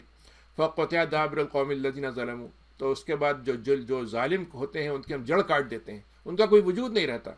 ساری تعریفیں اللہ ہی کی ہیں جو سارے جہانوں کا رب ہے. قُلْ أَرَأَيْتُمْ، اے لوگوں ذرا سوچو، اگر تمہیں اللہ تعالیٰ تمہاری نگاہوں کو، تمہارے کانوں کو تمہارے بند کر دے، تمہاری نگاہوں کو تمہارے لیے مطلب یہ کہ بیکار کر دے، تم سے چھین لے، اور تمہارے دلوں میں مہر لگا دے، تو کوئی خدا ہے تمہارا جو ہمارے علاوہ کچھ کر سکتا ہے؟ ہمارا کوئی ڈاکٹر ہو جو کر دے گا تو بتا دو ہمیں، کوئی ایسا ڈاکٹر ہو جو اللہ کے مقابلے میں جیت جائے. انظر کیف نصرف الآیات، تو اے لوگوں یہ دیکھو ہم تمہارے پاس نشانیاں کیسی بار بار پھیر پھیر کے لاتے ہیں. لیکن ان کا حال یہ ہے کہ ہر وقت جو ہے وہ ایک نشانی آتی ہے، تھوڑی دیر کے ٹھٹک کے دیکھتے ہیں، پھر اس کے بعد منہ موڑ کے نکل جاتے ہیں. 47 کی آیت ہے، قُلْ أَرَأَيْتُمْ إِنْ أَتَاكُمْ عَذَابُ اللَّهِ بَغْتَةً وَجَهْرًا، اے نبی آپ نے دیکھا کہ اگر اللہ تعالیٰ کا عذاب آنا ہو تو وہ اتنا اچانک آتا ہے، اور کبھی دکھا کے آتا ہے، کبھی اچانک آتا ہے. اور ہلاکت کس کو ہوتی ہے؟ وہ نہیں کو ہوتی جو ظلم کرنے والی قوم ہوتی. پھر 48 میں اللہ نے کہا ہم تو رسولوں کو بھیجتے ہیں صرف بشارت دینے کے لیے، ڈرانے کے لیے، لیکن جو ایمان لے آئے اور اپنی اصلاح کر لے تو اس کو نہ خوف ہوگا نہ غم ہوگا. لیکن جو اللہ کو جھٹلا دیں گے تو ان کو تو عذاب پہنچے گا، اس لیے کہ انہوں نے بدکاریاں کا ساری نافرمانیاں کر رکھی تھی. 50ویں آیت میں نبی سے کہا کہ آپ یہ بات فرما دیں کہ میرے پاس تو اللہ کے خزانے کچھ بھی نہیں ہے، جو مجھے اللہ تعالیٰ دے رہا ہے بس وہی ہے، اور مجھے غیب کا بھی علم نہیں ہے. اور میں یہ بھی کہنے کے لیے میں تم سے کہنے کے تیار ہوں کہ میں کوئی فرشتہ نہیں ہوں، میں فرشتہ نہیں ہوں، انسان ہوں. لیکن یہ ہے کہ مجھ کو بتایا گیا ہے اللہ کی طرف سے، تو اس لیے میں اسی کو بات کو پیروی کرتا ہوں جو اللہ نے وحی کے ذریعے سمجھایا ہے. تو آپ نبی پوچھئے کہ ایک اندھا اور دیکھنے والا دونوں برابر ہو سکتے ہیں؟ تمہیں سمجھ میں نہیں آتی بات، غور نہیں کرتے اس بات پہ. 51 کی آیت ہے کہ وَأَنذِرْ بِهِ الَّذِينَ يَخَافُونَ، اے نبی آپ کا کام تو یہ ہے کہ جو آپ اللہ تعالیٰ سے ڈرنا چاہتے ہیں ان کو آپ ڈراتے رہیے، ان کو ڈراتے رہیے، اور ان کو یہ بتا دیجئے کہ تمہیں اپنے رب کے پاس جمع کیا جائے گا جہاں پہ تمہارے اللہ کے علاوہ کوئی کام نہیں آئے گا، نہ ساتھی بن کر، نہ شفاعت دینے والا. تو ہو سکتا ہے وہ آپ سے بات سن لیں اور سدھر جائیں. وَلَا تَطْرُدِ الَّذِينَ، اب یہاں 52ویں آیت میں اللہ تعالیٰ نے نبی کریم کو ایک ایسی بات کہی ہے جس سے کمزور سے کمزور مسلمان اور غریب سے غریب اور بالکل نکما مسلمان جس کو دنیا میں کوئی پوچھنے کو تیار نہ ہو، لیکن آپ دیکھیے کہ اللہ تعالیٰ نے ان نبی مسلمانوں کا مقام کیا بتایا ہے کہ اللہ نے اپنے نبی سے کیا کہا کہ وہ اللہ کے نبی آپ ان کو اپنی مجلس سے دور مت کیجئے، ان مجلس سے ان کو ہٹا مت دیجئے جو اپنے رب کو صبح اور شام پکارتے ہیں اور اپنے اللہ کے رب کی مرضی کی تلاش میں لگے رہتے ہیں. آپ کا کام ان کے حساب لینا نہیں ہے کہ صاحب یہ فلاں مرتبے کا ہے، یہ فلاں درجے کا ہے، یہ فلاں نسل کا ہے، یا فلاں نسب کا ہے. آپ کا کام یہ نہیں ہے، اور آپ کا حساب وہ نہیں لیں گے اور آپ کا حساب وہ نہیں دیں گے، اور ان کا حساب آپ کو نہیں لینا ہے. فَتَصُدَّهُمْ، لیکن اگر آپ نے ان کو اپنے دروازے سے دور کر دیا تو پھر آپ ظالموں میں سے ہو جائیں گے. وَكَذَلِكَ فَتَنَّا بَعْضَهُمْ بِبَعْضٍ، اللہ تعالیٰ کہتا ہے ہم ایک کو دوسرے سے آزمائش میں ڈالتے رہتے ہیں. ایک طاقتور ہے تو غریب کو سمجھتا ہے کھا جاؤں گا اس کو تو کون مجھے حساب لے گا میرا. غریب ہے وہ سمجھتا ہے میرے جھک نہیں پڑے گا اس کے آگے، یہ تو میرے لیے مجھے سب کچھ کر دے گا. تو ایک فتنہ بنتا چلا جاتا ہے انسان ایک دوسرے کے لیے. اور اس کے بعد وہ کہتے ہیں من اللہ علیہ من بیننا، کیا اللہ، اب یہاں پر فتنہ دوسرا ہے. وہ کہتے ہیں یہ صاحب، یہ نبی صاحب جو آئے ہیں ہمارے خاندان کے بڑے بڑے سرداروں کے پاس تو آئے نہیں، ان کے پاس کیوں آ گئے؟ نبوت ان کے پاس کیوں آ گئی؟ ہونا تو چاہیے تھا اللہ تعالیٰ ہم کو نوازتا. من اللہ علیہ، ان کو کیوں اللہ نے احسان کر دیا؟ تو اللہ نے کہا کہ ہمیں معلوم ہے کہ شکر گزار بندہ کون ہوتا ہے. یعنی یہ بہت اہم نقطہ ہے، اس پہ چھوٹا سا نقطہ اللہ نے بیان کیا ہے. لیکن جب کبھی کبھی ایسا ہوتا ہے کہ ہم کسی کو دیکھتے ہیں کہ ہم سے کہیں اچھی حالت میں دنیاوی لحاظ سے، تو ہمیں بڑا رش بھی آتا ہے، لیکن کبھی کبھی خیال آتا ہے کہ بھائی مجھے کیوں نہیں ملا یہ. تو اللہ تعالیٰ کہتا ہے کہ ہم شکر گزار والے کو، شکر کرنے والوں کو دیتے ہیں. تو اس کا مطلب یہ اللہ تعالیٰ یہ کہہ رہا ہے تم شکر گزار بن جاؤ تو ہم تمہیں بھی ایسی دے دیں گے. وَإِذَا جَاءَكَ الَّذِينَ يُؤْمِنُونَ بِآيَاتِنَا، اور وہ لوگ جب آپ کے پاس آتے ہیں جو ایمان لے آتے ہیں آپ کے پاس، جو اللہ نے قرآن اتارا ہے ان پر، تو ان سے آپ کہہ دیجئے کہ تم پر سلامتی ہو. تمہارے لیے تو تمہارے رب نے تو نفس اپنے اوپر رحمت کو فرض کر لیا ہے. اور بس یہ بھی یاد رکھو کہ جب تم میں سے کوئی برا کرے گا غلطی سے تو پھر توبہ کر لو، اور تم نے فوراً توبہ کر لی اور اصلاح کر لی تو اللہ تعالیٰ پھر معاف کر دے گا. اے اللہ کے نبی، ہم آپ کے سامنے یہ نشانیاں کھول کھول کے بیان کرتے ہیں، اور آپ کا کام یہ ہے کہ مجرموں کا راستہ آپ کے سامنے واضح ہو جائے.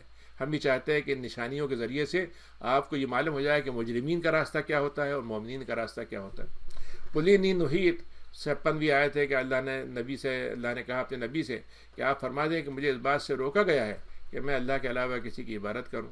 اور آپ کہہ دیجئے کیا میں تمہاری خواہشات کے پیچھے چلوں گا؟ نہیں، میں تو بھٹک جاؤں گا اور میں راستے پہ نہیں رہوں گا. پھر قُلْ إِنِّي عَلَىٰ بَيِّنَةٍ مِّن رَبِّي، مجھے اللہ نے بڑا احسان میرے پر کیا کہ مجھے پوری روشنی میں، ہدایت کی روشنی کے اندر مجھ کو رکھا ہے میرے رب کی طرف سے. وَكَذَّبْتُمْ بِهِ، جبکہ تم جھٹلا رہے ہو مجھے. مَا عِندِي، اور میرے پاس کوئی ایسی چیز نہیں جس کو تم جلد بازی کر رہے ہو. یعنی میرے پاس یہ نہیں ہے میں تمہیں بتا دوں کل قیامت آئے گی اور میں قیامت لے آؤں گا، یہ میں نہیں کر سکتا، میرا کام ہی نہیں ہے. تم جلدی کر رہے ہو تو جلدی کرے گا تو اللہ تعالیٰ تم دیکھا. اِذِ الْحُكْمُ إِلَّا لِلَّهِ، اللہ تعالیٰ ہی ہے جو حکم دیتا ہے اور اس کا حکم چلتا ہے، اور وہ حق کو بیان کرتا ہے اور وہی فیصلہ کرنے والا ہے بہتر. 58ویں آیت ہے کہ قُلْ لَوْ عِندِي مَا تَسْتَعْجِلُونَ بِهِ، ہاں اگر میرے پاس ہوتا جو کچھ تم مانگ رہے ہو تم مجھ سے کہ صاحب بس اللہ تعالیٰ سے عذاب آنا ہے تو آ جائے، قیامت آنی ہے تو آ جائے، تو پھر تو یہ سمجھ لو کہ اگر وہ میرے پاس ہوتا بھی تمہیں فائدہ کیا ہوتا؟ تمہارے لیے تو وہ آخری وقت ہوتا اور سب کچھ فیصلہ کر دیا جاتا تمہارا.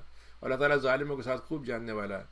اللہ تعالیٰ کی صفت اللہ نے اپنے لیے خود بیان کی ہے، جس کو اگر ہم نے اللہ سے نہ سنا ہوتا ہم پتہ ہی نہیں چلے کہ اللہ تعالیٰ کیا کر سکتا ہے، کیا ہے. وَعِندَهُ مَفَاتِحُ الْغَیْبِ، غیب کی چابیاں ساری اس کے پاس ہیں، کوئی اس کے علاوہ نہیں جانتا ہے. اس کو آسمانوں میں، خشکی میں جو کچھ ہو رہا ہے سب معلوم ہے. یہاں تک ایک پتا درخت سے گرتا ہے تو اس کے علم میں ہے.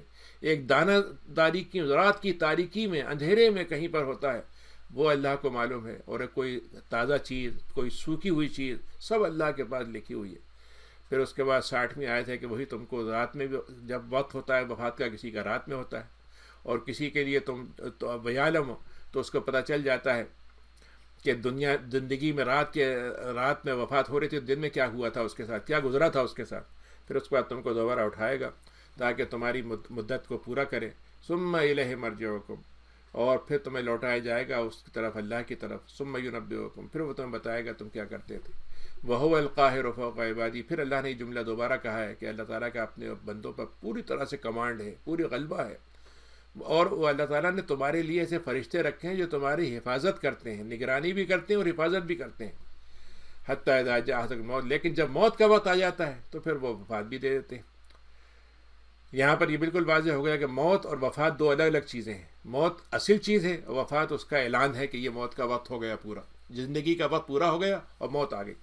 اور اس میں ان کے کوئی کوتاہی نہیں کی جاتی، وہ کرتے ہی نہیں ہے. فرشتوں میں یہ کمال ہی نہیں ہے کہ وہ ایک سیکنڈ ادھر سے ادھر کر دیں، کہ بھول جائیں، کوئی مطلب اپنی مرضی سے کچھ کر لیں، کسی کا سفارش مان جائیں یا کسی سے ڈر جائیں. یہ ان کے ہے ہی نہیں مسئلہ. ثم ردوا الی اللہ، پھر اب اس کے بعد ان سب کو اللہ کے پاس لوٹا دیا جائے گا. جو حق ہے، جس کی ولایت اور جس کا مولا ہونا برحق ہے، اسی کا حکم چلتا ہے. وہو اسرع الحاسبین، اور جب حساب لینے پہ آتا ہے تو بہت ہی تیزی سے کرتا ہے. اے لوگوں ذرا سے یہ بتا دو، 63 آیت ہے کہ تمہیں کون نجات دیتا ہے، کہ تمہیں بچا کے کون لاتا ہے جب تم خشکی میں چل رہے ہو تو رات کا اندھیرا ہوتا ہے، ہر طرف سے خطرے ہوتے ہیں، سمندر میں چل رہے ہوتے، ہوائیں چلتی ہوتی ہیں، آندھی آتی ہیں، کون بچاتا ہے؟ اور تم اس وقت پکار رہے ہوتے ہو، کبھی زور سے کبھی دھیرے دھیرے. لین انجانا، اور یہ بھی کہتے ہو کہ اگر آپ نے ہم کو نجات دے دی تو ہم پھر شکر گزار بندے بن جائیں گے. تو اے لوگو، اے نبی آپ فرما دیں کہ صرف اللہ ہے جو تم کو نجات دیتا ہے ہر تکلیف سے، لیکن تم شرک پہ سے باز نہیں آتے. قل هو القادر. اب یہاں پر اللہ نے ایک بڑی عجیب وارننگ دی ہے، اور حقیقت یہ ہے کہ یہ وارننگ ہر ایک کو سوچنا چاہیے. ہم مسلمانوں کو تو ہم دیکھ سکتے ہیں کہ بالکل یہ وارننگ ہم پہ نافذ ہو رہی ہے. اللہ تعالیٰ کہتا ہے کہ اللہ تعالیٰ اس بات پر بالکل قادر ہے کہ اگر تم میرے حکم پہ عمل نہ کرو، میرے حکم مطابق تو حکومتیں نہ چلاؤ، میرے دین کو اپنے زندگی میں نہ اتارو، تو میں تمہارے پر عذاب کو اوپر سے بھی بھیج دوں، تمہارے پیروں کے نیچے سے نکال دوں، یا تم کو میں آپس میں گروہوں میں تقسیم کر دوں اور تم پھر ایک دوسرے کو مارنے پہ اتر آؤ اور ایک دوسرے کو تکلیفیں چکھاؤ دوسروں کو. آج دیکھ لیجیے، مسلمان کا دشمن، مسلمان ملکوں کا دشمن، اور کس طریقے سے ہمارے پر یہ عذاب مسلط ہے. اور حدیث شریف میں آتا ہے کہ آپ نے فرمایا کہ جب اللہ کے حکم کو لوگ اپنے پیٹھ کے پیچھے کر لیں گے تو ان پر ایسے حکمراں مسلط کر دیے جائیں گے جو ان کو ہر طرح کے عذاب دیں گے، اور باہر سے ان کے دشمن ان پہ مسلط ہو جائیں گے. انظر کیف نصرف الآیات. اے نبی، ہم نے جو نشانیاں قرآن کی آیتیں پڑھ رہے ہو تم، دیکھو تو ہم نے کیسے بدل کے موضوعات لے کے آتے ہیں، کیسے طریقے تم کو سمجھاتے ہیں، کس طرح کی باتوں سے تم کو یاد دہانی کراتے ہیں. لیکن ہم چاہتے صرف یہ ہے کہ تمہارے اندر تفقہ پیدا ہو جائے، سمجھ پیدا ہو جائے. اے نبی، آپ کو جھٹلاتے ہیں، جبکہ جو بات آپ کہہ رہے ہیں وہ تو حق کہہ رہے ہیں آپ تو، پھر کیوں جھٹلاتے ہیں وہ؟ اور آپ ان سے فرما دیں کہ بھائی میں تمہارے اوپر کوئی داروغہ بن کے نہیں بھیجا گیا ہوں، میرا کام تو پہنچانا ہے، اور ہر ایک خبر کا ایک وقت ہے جب وہ خبر ظاہر ہوگی، اس وقت ان کو پتہ چل جائے گا. پھر یہاں پر اللہ تعالیٰ نے ایک دفعہ پہلے بھی کہا تھا، یہاں پھر کہا کہ جب آپ کسی مجلس میں بیٹھے ہوں اور وہاں پر اللہ کے مزار میں مذاق اڑایا جا رہا ہو، اللہ کے دین کا مذاق اڑایا جا رہا ہو، نبیوں کا مذاق اڑایا جا رہا ہو، تو ہماری آیتوں کا مذاق اڑایا جا رہا ہو، تو آپ ان سے یا تو اعراض کیجیے تاکہ وہ دوسری موضوع پہ چلے جائیں. لیکن اگر تھوڑی دیر کے لیے شیطان نے آپ کو بھلا دیا ہے تو آپ اس یاد دہانی کے بعد پھر آپ ان کے ساتھ نہ بیٹھیں، چونکہ وہ ظالم قوم ہے.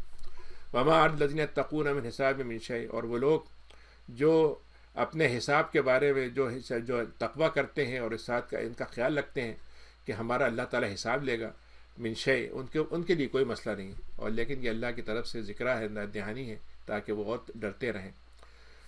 یہاں پر یعنی یہ جو آیت ہے کہ اور جو لوگ پرہیز کرتے ہیں جھگڑنے والوں کا حساب ان سے نہیں لیا جائے گا. یعنی جو لوگ تقوی کرتے ہیں تو اللہ تعالیٰ کہہ رہا ہے کہ جو کافر ہیں ان کا حساب ہم ان سے نہیں لیں گے، اپنا تقوی اختیار کریں بس. وذر الذین اتخذوا. تو اے لوگوں، جن لوگوں نے دین کو مذاق کھیل بنا لیا ہے، یہاں تک کہ کھیل تو کھیل ہے، دین کو بھی جو سنجیدہ ترین چیز ہے، سیریس کو نان سیریس بنا لیا انہوں نے. کھیل کود. آج دیکھ لیجیے، آج دنیا کے میں دین کے نام پہ سوائے عیاشی کے، سوائے فحاشی کے، سوائے مطلب یہ کہ طرح طرح کے شعبدے بازی کا اور کچھ نہیں ہوتا. یعنی اس میں نہ روح ہے، نہ خدا کے ساتھ تعلق ہے، بس وہ ایک جشن ہے کہ فیسٹیول ہو رہا ہے. تو اللہ تعالیٰ نے کہا کہ وہ لوگ جو اپنے دین کو مذاق بنا لیتے ہیں اور دنیا کی زندگی ان کو مست رکھتی ہے، بھلا کے رکھتی ہے، بھٹکا کے رکھتی ہے. وذکر بہ ان تبصر نفس. اور ان کو آپ نصیحت کر دیں، مگر آپ بتا دیں ذکر بھی، اے نبی آپ نصیحت کریں تاکہ وہ اپنے نفس کے پکڑے جانے سے بچا لیں اپنے آپ کو، ورنہ ان کو وہ جو کمایا ہے وہ ان کے نفس کا، اس سے ان کا نفس پکڑا جائے گا، اور وہاں پر اس دن کوئی نہ ساتھی ہوگا اللہ کے علاوہ، نہ کوئی شفاعت کرنے والا ہوگا. اور تم اگر اس کے بدلے میں کوئی چیز بدلے میں دینا بھی چاہو گے تو اللہ تعالیٰ قبول نہیں کرے گا. اولئک الذین ابسلوا. اور یہ وہ لوگ ہیں جو انہوں نے اس لیے پکڑا گیا تھا کہ انہوں نے کمائی ایسی کی تھی. ان کے لیے بہت ہی کھولتے ہوئے پانی سے پیاس بجھائی جائے گی، ان کی دردناک عذاب ہوگا، کیونکہ وہ کفر میں پڑے رہتے تھے. قل اندعو من دون اللہ. اے لوگو، کیا تمہارا خیال یہ ہے کہ ہم اللہ کو چھوڑ کر کسی کو پکاریں جن کا کوئی نہ تو فائدہ پہنچا سکتا ہے نہ نقصان، اور ہم اپنی ایڑیوں کے بعد بدل جائیں؟ یعنی ابھی ہم ایمان پر ہیں، ہم چاہے بدل کے پھر کفر کی طرف چلے جائیں، جبکہ اللہ نے ان کو ہدایت دے دیا ہے. تو پھر تو ہماری مثال ایسی ہوگی جیسے شیطان نے ہم کو جو ہے ہمارے اوپر چھا گیا، ہمارے اوپر اس نے جو ہے اپنا بھلاوے میں ڈال دیا شیطان نے. شیاطین فی الارض حیران.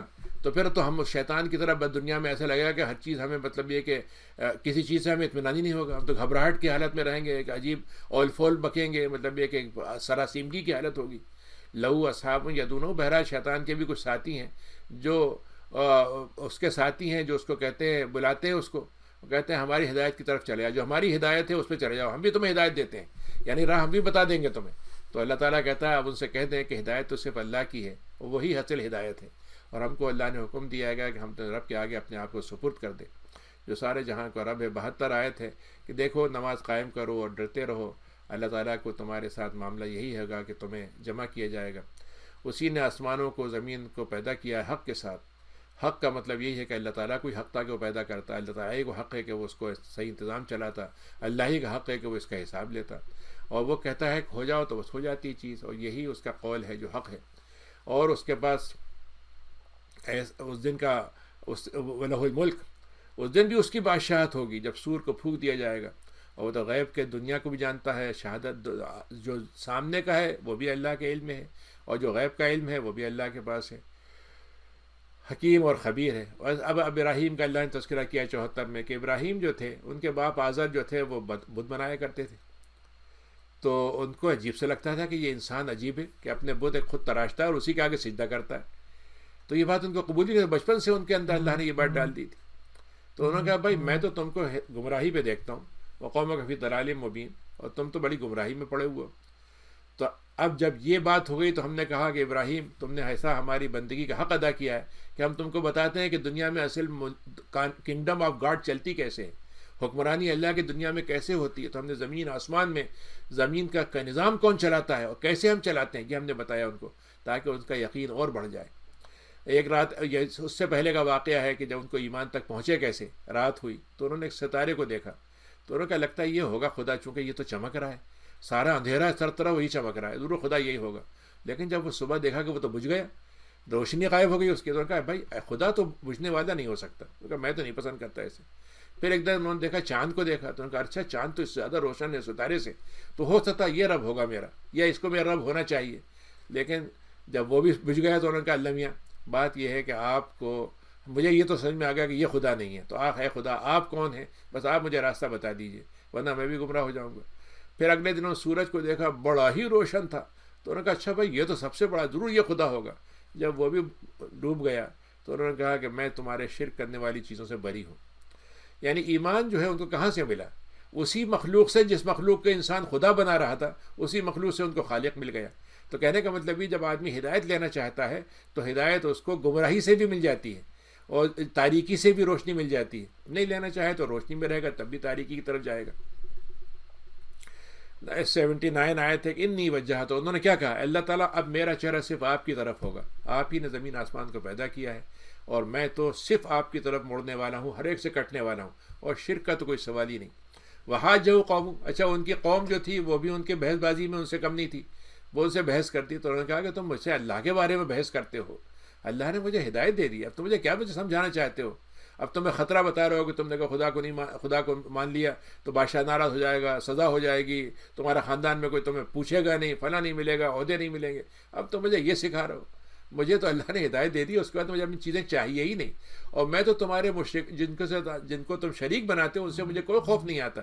اللہ تعالیٰ جو چاہے گا بس وہ میرے لیے ہوگا، اور میرا رب تو اپنے علم کے لحاظ سے سب سے وسیع ہے، کیا تم مجھے یاد دہانی کراتے ہو؟ وکیف اخاف 81 میں کہ میں تمہیں ڈر کیوں ہوگا جن چیزوں سے تم اشراک کرتے ہو، اور وہ ولا تخافون، تمہیں ڈر نہیں آتا کہ تم اللہ کے ساتھ دوسروں کو شریک بناتے ہو، جبکہ کوئی اس کے بارے میں تمہارے پاس کوئی نہ دلیل ہے، نہ کوئی کتاب ہے، نہ وہ بت آ کے تم کو بتاتے ہیں کہ ہم تمہارے خدا ہیں.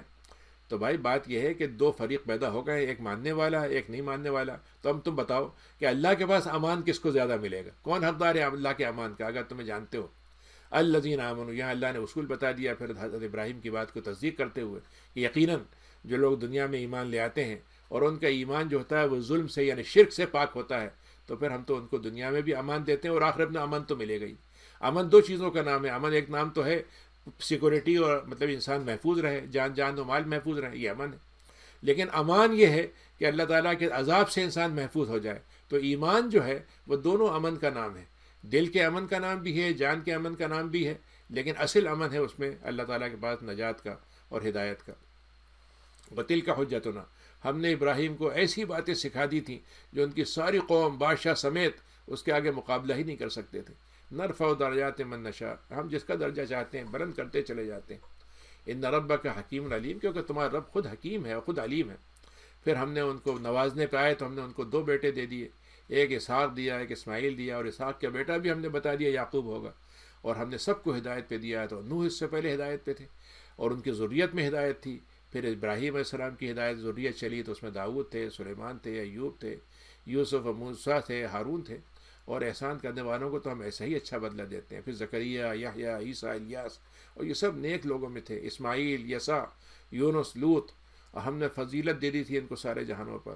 87 آئے تھے تو یہ ان کے والدین تھے، ان کی ذریت تھی، ان کے بھائی تھے، ان کو ہم نے چن لیا تھا، ہم نے سیدھے راستے پہ رکھا تھا.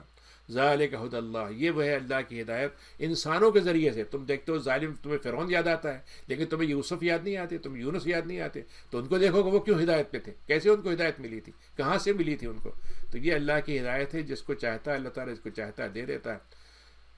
ولو اشرکوا، اگر وہ بھی شرک کرتے تو ہم ان کے اعمال کو بھی ختم کر دیتے. اب اس کے بعد اللہ تعالیٰ نے کیا کہا، اولئک الذین آتیناھم کتاب. یہ لوگ کیوں اس درجے پہ پہنچے؟ اس لیے کہ ہم نے ان کو جب کتاب دی، حکمت سے نوازا، نبوت سے نوازا، تو ہمارے بندے بن گئے. فَإِن یکفر بہا ہؤلاء، اگر لوگ ان کا انکار کرتے ہیں تو ہم نے پھر ان کے لیے ایسے لوگ مقرر کر دیے ہیں جس کا پھر وہ انکار نہیں کر سکیں گے. یعنی ہم نے پھر ان کے لیے ایسے فرشتے مسلط کر دیے یا ان پر ایسا انجام مقرر کر دیا جس کا وہ انکار نہیں کر سکیں گے. ہمارے نبی کا انکار کر کے تو زندہ رہ لیں گے وہ، لیکن ہمارے پاس آنے کے بعد کیا کریں گے وہ.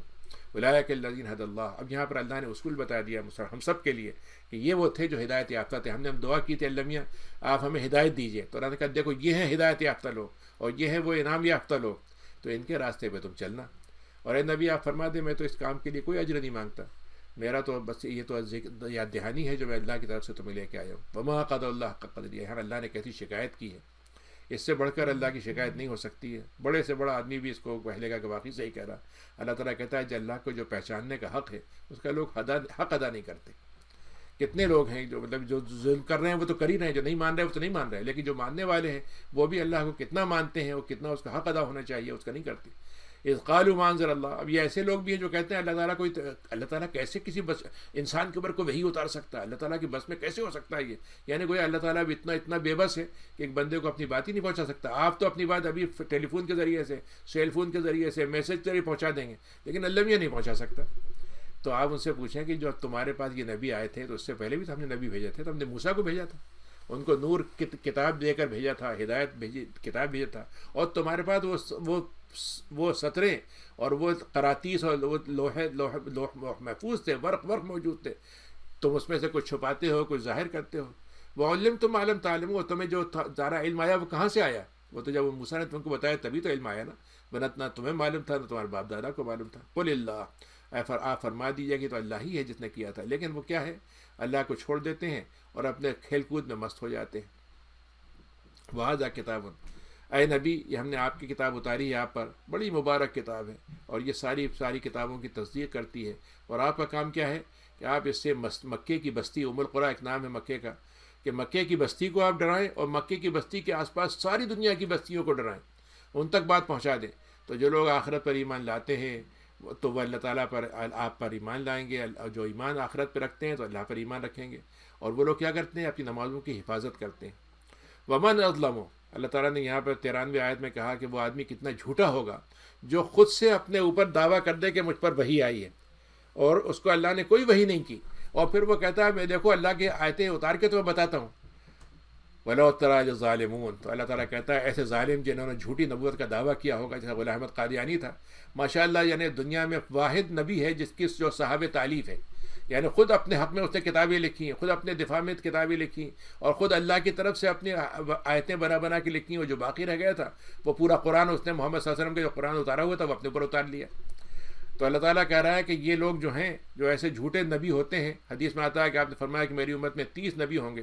اور یہ دنیا میں عجیب غریب بات ہے کہ جتنے بھی انبیاء اس نبی جھوٹے پیدا ہوئے سب نبی مٹ گئے، سب کے کوئی ماننے والا اب نہیں ہے، لیکن یہ واحد نبی ہے جس کے ابھی بھی لاکھوں ماننے والے ہیں، اور دنیا کے اندر اس وقت ساری طاقتیں ان کو مدد کر رہی ہیں، اور مسلمانوں کے خلاف ان کو کھڑا کر رہی ہیں، اور مسلمانوں سے ہی شکوہ بھی کرتے ہیں وہ، اور چاہتے ہیں کہ مسلمان ان پر ایمان لائیں، جبکہ ان کو مسلمانوں کو وہ کافر کہتے ہیں اور اپنے آپ کو کہتے ہیں ہم حق پر ہیں.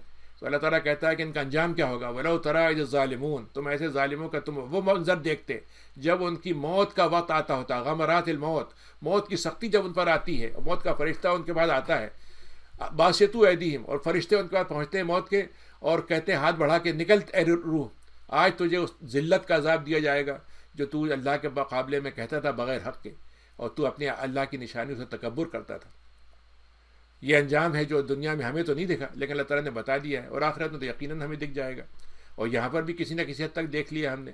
وہ آدمی جس کے بارے میں آتا ہے کہ وہ حیضے کی حالت میں واش روم میں گر کے مرا تھا، اور اس کی حالت مطلب اس طرح کی تھی، لیکن ابھی بھی اس کو مطلب ماننے والے ہیں، اور بڑے بڑے عقل مند، دنیا کے لحاظ سے عقل مند، پہلا پاکستان کا وزیر خارجہ اس کا ماننے والا تھا، اور اس کے پاکستان میں اندر وزیر خارجہ بن کے اس نے پورے پاکستان کو اسلام کی طرف سے ہٹانے کی کوشش کی. وَلَقَدْ جِئْتُمُونَا أَفْرَادًا. تو ہم تمہیں ایک بات بتا دیں, تمہارے ہوگا لاکھوں مخلوق فالوور ہوگی, لیکن یاد رکھو کہ ہمارے سامنے صرف تنہا کھڑے ہونا ہے. 93 آیت ہے, ہمارے سامنے اکیلے تم آؤ گے. 94 آیت ہے, اکیلے, جیسے تم کو ہم نے اکیلے پیدا کیا تھا, اور تم نے جتنے تمہارے ساتھ تھے, وہ ساتھ دینے والے تھے, سب تمہارے پیچھے رہ گئے. اور اب تو یہاں پہ ہمیں تمہارا کوئی نہ تو شفاعت کرنے والا ملتا ہے, اور نہ وہ جن کو تم سمجھتے تھے کہ ہمارے وہ شریک ہیں, سب کٹ گئے تم سے, اور تمہارے خیال میں جو تھے وہ بھی بھٹک گئے تم سے. ان اللہ فالق الحب ونوا. 95 آیت ہے, اللہ نے اپنی صفت بیان کی ہے کہ اللہ تعالیٰ ایک دانہ ہوتا ہے, اس میں سے پھاڑ دیتا ہے تو اس میں سے پودا نکل آتا ہے. ایک گٹھلی ہوتی ہے, اس کے اندر سے پودا نکل آتا ہے. وہ زندہ سے مردہ کو نکالتا ہے, مردہ سے زندہ کو نکالتا ہے. یہ ہے وہ اللہ تعالیٰ. تو تم کن باتوں کی بہکائبے میں چلے جا رہے ہو؟ فالق الاصباح. وہ دیکھو رات کی تاریکی سے صبح کو نکال لاتا ہے, اور رات کو سکون کی جگہ بنا دیتا ہے. اور سورج و چاند اس نے بنا دیے ہیں جو اپنے حساب سے چل رہے ہیں, کیلکولیشن ان کا, اور وہ جس کام کے لیے مقدر کر دیا گیا ان کو اس سے ذرا سا آگے پیچھے نہیں ہوتے. یہ اللہ کی طرف سے وہ مقدار ہے جو اللہ تعالیٰ طے کرتا ہے. 97 آیت ہے کہ وہی ہے جس نے ستارے بنائے تاکہ تم رات کے اندھیرے میں ان سے روشنی حاصل کر لو. راستہ مل جاتا ہے تمہیں اسے, سمندر میں, زمین میں. آج تو چلی ضرورت نہیں ہے, لیکن پہلے زمانے میں تو کوئی سوچ ہی نہیں سکتا رہا کہ اس کے بغیر آدمی منزل کا طے کر سکتا ہے. ایسی نشانیاں ہم علم والوں کے لیے تو کھول کھول کے بیان کرتے ہیں. 98 آیت ہے کہ اسی نے انسانوں کو ایک جان سے پیدا کیا, اور ان کے لیے ہم نے قرار کا ٹھکانہ بنا دیا یہ دنیا کو. پھر اس کے بعد اسی کو امانت کی جگہ بھی بنا دیا, یعنی باڈی جو ہے وہیں پہ دفن بھی کی جائے گی. اور ہم نے یہ نشانیاں کھول کھول کے بیان کی ہیں, مگر ان کو کام آتی ہیں جو دین میں تفقہ رکھتے ہیں, دین کی سمجھ جن کو آتی ہے. اسی اللہ تعالیٰ ہے جس نے آسمان سے پانی کو اتارا, اس سے کیسے کیسی پیداوار اگتی ہیں, کیسے کیسے پودے نکلتے ہیں, اور ٹھنڈ لہلہا اٹھتے ہیں, ہریالی ان میں ہوتی ہے. اور تم دیکھتے ہو کیسے ہم نے دانوں کو جمایا ہے. آپ کبھی غور کیجئے, اگر آپ یہاں انار کا دانہ آپ لے لیں, انار, اور اس کے دانے الگ کر کے آپ اس کو جمانا چاہیں, آپ برسوں لگا دیں گے, لیکن آپ اس طرح سے نہیں جما سکتے. پھر سب سے بڑی بات یہ کہ وہ دانے چھوٹے ہوتے ہیں, اور چھوٹے ساتھ ساتھ بڑھتے جاتے ہیں, اور اپنے مکمل حیثیت میں وہ پختہ بھی ہو جاتے ہیں. کیسے ہم نے ان کو ایک ساتھ جڑایا ہوا ہے. وَمِنَ النَّخْلِ. اور تم دیکھو کہ ہم نے ایک کھجور کا درخت ہوتا ہے کہ اس کے اندر سے ایک وہ نکلتا ہے ذرا سا, اس کا شاخوں میں سے اس کے چھوٹا سا پودا ہوتا ہے, وہ پھل ہوتا ہے, پھل کا سرا ہوتا ہے, اور اس میں سے وہ نکل کے اس کے اندر خوشے بنتے چلے جاتے ہیں, اور وہ اتنے بھاری ہوتے ہیں کہ جھک جاتے ہیں. اور کیسے ہم نے باغات بنائے ہیں جس سے زمین ڈھک جاتی ہے, اس میں انگور ہوتے ہیں, زیتون ہوتا ہے, انار ہوتا ہے, اور ایسی وہ ہیں فاکہہ, اور وہ ہیں کہ یہ کھانے کی چیزیں ہیں جو پھل ہیں کہ بعض کی شکلیں دوسرے سے ملتی بھی ہیں اور نہیں بھی ملتی. انظروا الی ثمرہ. اور دیکھو یہ پھل کیسے بنتا ہے, کچا زمین سے نکلی ہوئی ایک چیز, اس میں سے شاخ میں سے کچھ اور چیزیں, اور اس میں سے ایک پھل بن گیا. اور پھل بھی کچا ہے تو کھا نہیں سکتے, لیکن جب وہ پک جاتا ہے تو بے پناہ مزہ اس میں آ جاتا ہے. اچھا اسی کو تھوڑی دیر رکھ لو, تھوڑا بہت سڑ بھی جاتا ہے. ان فی ذلک لآیات لقوم یؤمنون. اس میں نشانیاں ان کے لیے ہیں جن کے پاس واقعی ایمان بھی ہے. اور اللہ تعالیٰ کے ساتھ کیا کرتے ہیں, یہ جنوں کو شریک بنا دیتے ہیں, جبکہ اللہ نے ان کو پیدا کیا ہے. اور پھر انہوں نے مزیدار بات یہ کہ اللہ کے لیے بیٹے اور بیٹیاں بھی بنا رکھی ہیں. اللہ کو پتہ ہی نہیں ان باتوں کا, اللہ کو پتہ ہی نہیں چلا کب بن گئے اس کے بیٹے. کتنا اللہ تعالیٰ کی ذات پاک ہے ان باتوں سے جو بتاتے ہیں. بدیع السماوات والارض. اللہ نے زمین آسمان کو بنایا ہے بغیر کسی نقشے کے, بغیر کسی پہلے کے نمونے کے. انا یکون لہ ولد. کیوں اس کے لیے کوئی بیٹا ہوگا جبکہ اس کی کوئی بیوی بھی نہیں ہے, نہ اس کی بیوی کی ضرورت, نہ بیٹے کی ضرورت. خالق کل شیء. وہ تو ہر چیز کو پیدا کرنے والا, خلق کل شیء, اس نے پیدا کیا ہے. 101 آیت ہے, ہر چیز کا علم رکھتا ہے. ذالکم اللہ ربکم. اللہ تعالیٰ ہی ہے تمہارا رب, اس کے علاوہ کوئی خدا نہیں ہے. ہر چیز کا وہ خالق ہے, تو اے لوگوں صرف اس کی عبادت کرو. وَهُوَ عَلَىٰ كُلِّ شَيْءٍ وَكِيلٌ. اور وہی اللہ تعالیٰ کے ہر چیز کا نگہبان ہے. اس کو نگاہیں نہیں چھو سکتی, اور وہ ہر چیز کو چھو سکتا ہے, ہر ایک کو دیکھ سکتا ہے, وہ ساری نگاہوں کو پکڑ سکتا ہے, ہر چیز کو سامنے رکھ سکتا ہے. اپنی ذات میں وہ انتہائی لطیف ہے, یعنی ہر چیز اس کے لیے بالکل ایسی ہے جیسے پینیٹریٹ ہو سکتی ہے, ہر چیز کے اندر ہو سکتا ہے. خبیر ہے. قد جاءکم بصائر من ربکم. اے لوگو, ہم نے تمہارے لیے ایسی آنکھیں کھولنے والی نشانیاں رکھی ہیں جو تم اگر اس میں سے دیکھنا چاہو گے, اور ایمان کی آنکھ سے اور بصیرت کی آنکھ سے دیکھو گے, تم خدا کو پہچان لو گے. تو جو کچھ ابھی تم دیکھ لیتے ہو تو آج تمہارے کام آ جائے گا, لیکن اگر تم نے آنکھیں بند کر لیں تو پھر یہ تمہارے خلاف ہی جائے گی بات, اور ہم تمہاری نگرانی کرنے والے نہیں ہیں. وَكَذَلِكَ نُصَرِّفُ الْآيَاتِ. اے نبی, ہم یہ باتیں نشانیاں بار بار پھیر کے دوہرا کے بیان کرتے ہیں. ولی یقول درس تھا، وہ کہتے ہیں اچھا یہ صاحب نبی صاحب جو ہے لگتا ہے کہیں سے چپ چاپ سے کچھ پڑھ کے آ گئے اور اب ہم کو قصے سنا رہے ہیں، پڑھا کہیں اور سے انہوں نے کسی اور سے پڑھ لیا ہے، لیکن ہم ان کو بیان کرنا ولی نبی نہ ہو، یہ بات وہ نہیں ہے کہ انہوں نے کہیں سے پڑھ لیا، ہم نے ان کو بتایا ہے تو وہ بیان کرتے ہیں اور ان کو بتا دیتے ہیں جو علم رکھتے ہیں. تو اے نبی، ہم نے جو آپ کے اوپر وحی کی ہے آپ اس کے پیچھے چلتے رہیے. لا الہ الا ہو، اللہ کے علاوہ کوئی نہیں، اور مشرکین سے آپ اپنا پہلو بچا کے نکلیے. ولو شاء اللہ ما شرکوا، اللہ تعالیٰ اگر چاہتا دنیا کے اندر انتظام طے کر دیتا کہ ایک کافر نہیں ہوگا تو اللہ تعالیٰ پیدا ہی نہیں ہونے دیتا کسی کو. لیکن ہم نے اے نبی آپ کو بھی اس لیے نہیں بنایا کہ آپ ان کے جا کے ان کا دل ایمان ان کے دل میں اتارنے جائیں، آپ ان کا کام ہے پہنچا دیں، آپ یہ کوئی ہم نے ان کو نگرانی کا ذمہ نہیں دیا آپ کو. ولا تسبوا الذین، یہاں پہ اللہ تعالیٰ نے کتنا بنیادی اصول بیان کیا جس کو آج کی دنیا جو ہے ماننے پہ مجبور ہے لیکن عمل کرنے میں کبھی اس کا دل نہیں چاہتا اس کا، کہ صاحب سارے لوگ برابر ہیں، سارے مذاہب برابر ہیں، کسی کو برا نہیں کہنا چاہیے، اور ڈیفیمیشن ہو جائے گا اور فلاں چیز اہانت ہو جائے گی، سب ہے، سب مانتے ہیں. لیکن اسلام نے آج سے 14 سال پہلے یہ بات کہی کہ تم دوسروں کے خداؤں کو برا مت کہو، ورنہ تمہیں پلٹ کے وہ تمہارے خدا کو برا کہہ دیں گے جس سے اور نقصان کی بات ہوگی.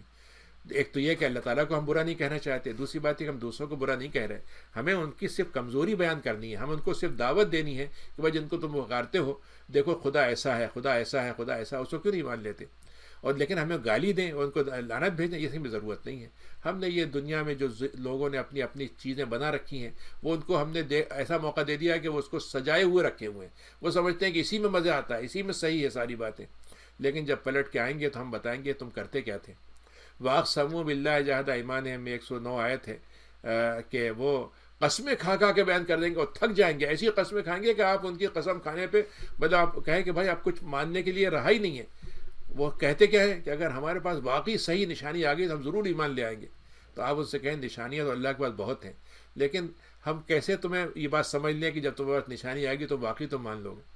نقلب افئدتہم ابصارہم، اللہ کے بارے میں بتاتا ہے کہ ہم دلوں کے پھیرتے رہتے ہیں، ہم دلوں کو الٹتے پلٹتے رہتے ہیں، ان کی نگاہوں کو الٹتے پھیرتے رہتے ہیں. کما لم یؤمنوا بہ، تو وہ لوگ جو پہلی مرتبہ ایمان نہیں لائے تو وہ پھر سرکشی میں ہم ان کو چھوڑ دیتے ہیں اور اسی میں بھٹکتے رہتے ہیں. خاص سے یہیں تک رکھتے ہیں آج.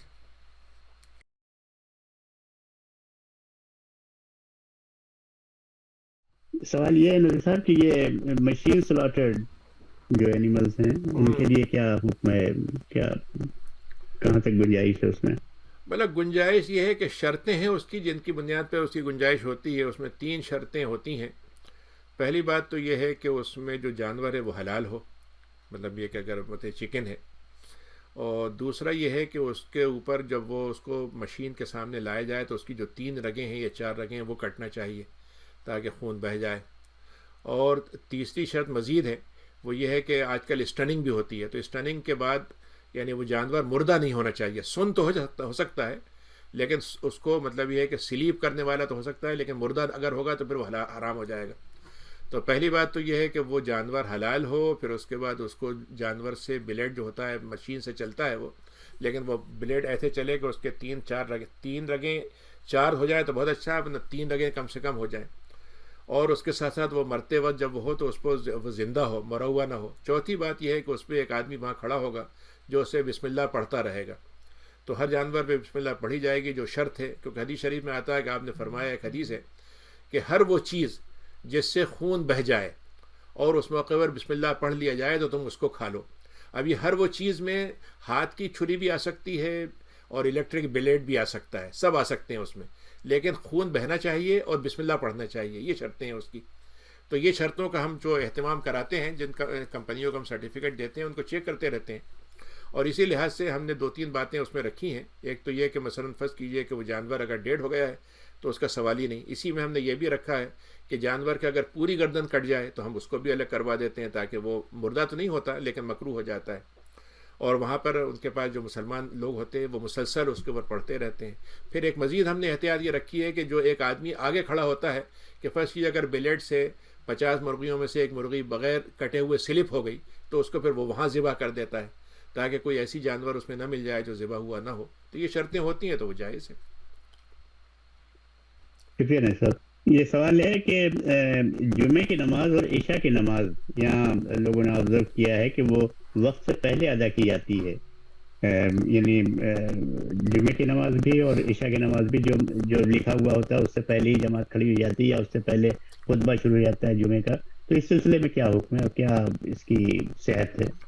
اب یہ اصل میں جو بات انہوں نے جمعے والی بات کہی ہے وہ تو بات صحیح ہے، کیونکہ جمعے کے بارے میں میرا ہی فتویٰ ہے یہاں پر پورے کینیڈا میں، سمجھ لیجئے سب سے پہلے میں نے ہی اس کو اجازت دی تھی، اور میری اس میں دلیل یہ تھی کہ ہمارے ہاں ایم ایس اے کے جو پروگرام ہوتے تھے ان کے ہاں 12 سے لے کے 1 بجے تک ان کا کا وقفہ ہوتا ہے جس میں کوئی کلاس نہیں ہوتی. تو ہوتا یہ تھا کہ اگر فرض کیجئے کہ وہ گرمیوں میں اگر 1:30 بجے نماز کا وقت ہو رہا ہے، اگر وہ اس وقت جمعہ پڑھیں گے تو آدھے بچے چھوٹ جائیں گے، آدھے بچوں کے کلاسیں ہوں گی، آدھے بچوں کے دوسرے وقت میں کلاس ہوگی، تو جمعہ نہیں ہو سکتا تھا. تو اس لیے میرے پاس جو ایشو تھا میرا، جو سمجھ لیجئے ایشو کیا ہے میرا، ہمارے ہاں ہندوستان پاکستان میں ایشو یہ ہے کہ مجھے ایک جگہ نماز چھوٹ گئی تو دوسری جگہ مجھے مل جائے گی. یہاں ایشو یہ ہے کہ یہاں اگر ایک جگہ نماز چھوٹ گئی تو مجھے ملے گی نہیں. تو یہاں چوائس ہے ادھر آئی پرے اور آئی مس. ہمارے چوائس تھی ادھر آئی پرے ہیئر اور آئی پرے دیر. تو اس لیے میں نے کہا کہ اس صورت میں نماز کا پڑھ لینا میرے نزدیک چھوڑنے سے بہتر ہے. تو اسی گنجائش کہاں سے نکلی ہے؟ اسی گنجائش جو ہے سعد ابن ابی وقاص صحابی ہیں، ان کی رائے یہ تھی کہ جو جمعہ کا دن ہے وہ عید کا دن ہوتا ہے، تو عید کا دن تو شروع ہو جاتا ہے سورج کے مطلب زوال سے پہلے سے، بلکہ یہ کہ یہ سورج جب روشن ہوتا ہے اس وقت سے وقت شروع ہو جاتا ہے. احمد ابن حنبل کی بھی رائے ہے اس میں کہ ایسا کیا جا سکتا ہے. تو اس میں کوئی شک نہیں کہ ہماری میجارٹی کی رائے نہیں ہے کہ زوال سے پہلے جمعہ پڑھا جائے، لیکن یہ ان اقوال کی روشنی میں ہم نے یہاں کے حالات کی وجہ سے گنجائش نکالی ہے. اور آپ کو معلوم ہے مزید مسئلہ یہ ہے کہ ہمارے ہاں مسجدوں میں سارے لوگ ایک ساتھ نماز نہیں پڑھ سکتے. صحن ہے نہیں کہ باہر پڑھ لیں، موسم ایسا ہے نہیں کہ آپ کہیں اور جگہ میں کھلی جگہ میں پڑھ لیں. تو ہماری ایک مجبوری یہ ہے کہ ہمیں کئی جمعے کرنا پڑتے ہیں، تو اس لیے ہم نے اس کی گنجائش رکھی ہے. باقی عشاء کی نماز میں کوئی بات ایسی کوئی بات غلط ہے جو کہہ رہے ہیں کہ وقت سے پہلے پڑھتے ہیں. صرف اختلاف یہ ہے کہ بعض حضرات یہ سمجھتے ہیں کہ شفق جو ہے سفیدی سے پہلے سورج ڈوبتا ہے، پھر روشنی ہوتی ہے، سرخی کہتے ہیں جسے، پھر سیاہی، سفیدی ہوتی ہے، پھر سیاہی ہوتی ہے. تو اس میں اس بات میں مسئلہ یہ ہے کہ یہاں پر ہم نارمل زون میں نہیں رہتے ہیں، اس لیے سفیدی غائب ہونے میں بعض علاقوں میں گرمی کے زمانے میں 12 سے لے کے 2 بجے تک وقت ہوتا ہے. تو ہم نے یہاں پر یہ رکھا ہے کہ شفق کا مطلب یہ ہے کہ سرخی غائب ہو جائے تو اس کے بعد عشاء کا وقت ہو سکتا ہے، بس یہ رکھا ہے.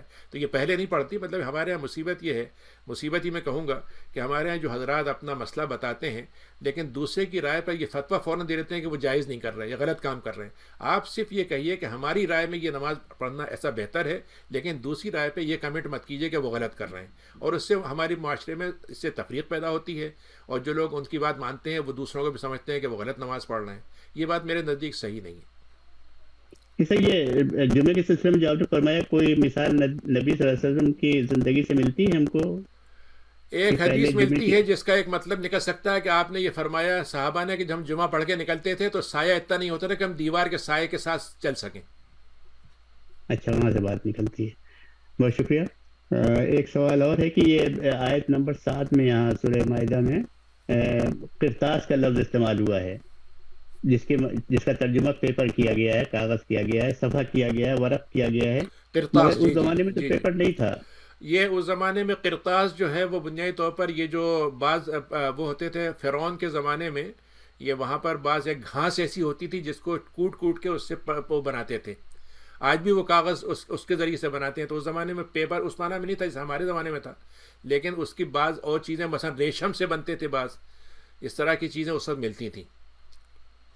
لیکن ہمیں یہ تو موسیٰ علیہ السلام کی تورات کے بارے میں تو اللہ نے دوسرا کہا نا کہ ان کو ہم نے شیٹس کی شکل میں دیا تھا. شیٹ تھی لوہے کی، تانبے کی تھی، شاید تانبے کی. یہ مجھے نہیں پتا اس کا کیا حوالہ. ایک سوال ہے کہ پرندوں کو اللہ نے کہا پرندوں کو جمع کیا جائے گا، یہ اللہ نے کیوں کہا؟ اصل میں یہ جملہ جو ہے جہاں کہ اللہ نے کہا ہم سب کو جمع کریں گے، تو اس کا یہ مطلب نہیں ہے کہ اس میں ساری مخلوقات کو اللہ نے کہا ہے، بلکہ لیکن اللہ تعالیٰ اگر یہ کہہ رہا ہے کہ ہم سب کو جمع کرنا چاہیں گے تو کر لیں گے. لیکن بعض موقع آتے ہیں حدیث میں جس سے معلوم ہوتا ہے اگر کسی کے ساتھ، جانور کے ساتھ کوئی ظلم ہوا تھا تو اس موقع کے لیے اللہ تعالیٰ اس کو زندہ کرے گا، لیکن بعد میں وہ ختم ہو جائیں گے. پھر دعا کریے نظر صاحب، وقت ہو گیا ہے میرے خیال میں افطار کر کے. بہت شکریہ آپ سب حضرات کا. ربنا تقبل منا انک انت السمیع العلیم وتب علینا انک انت التواب الرحیم. تو آج تو فریز نہیں ہوا نا؟ الحمدللہ. نہیں، آج بہت صحیح تھا. الحمدللہ.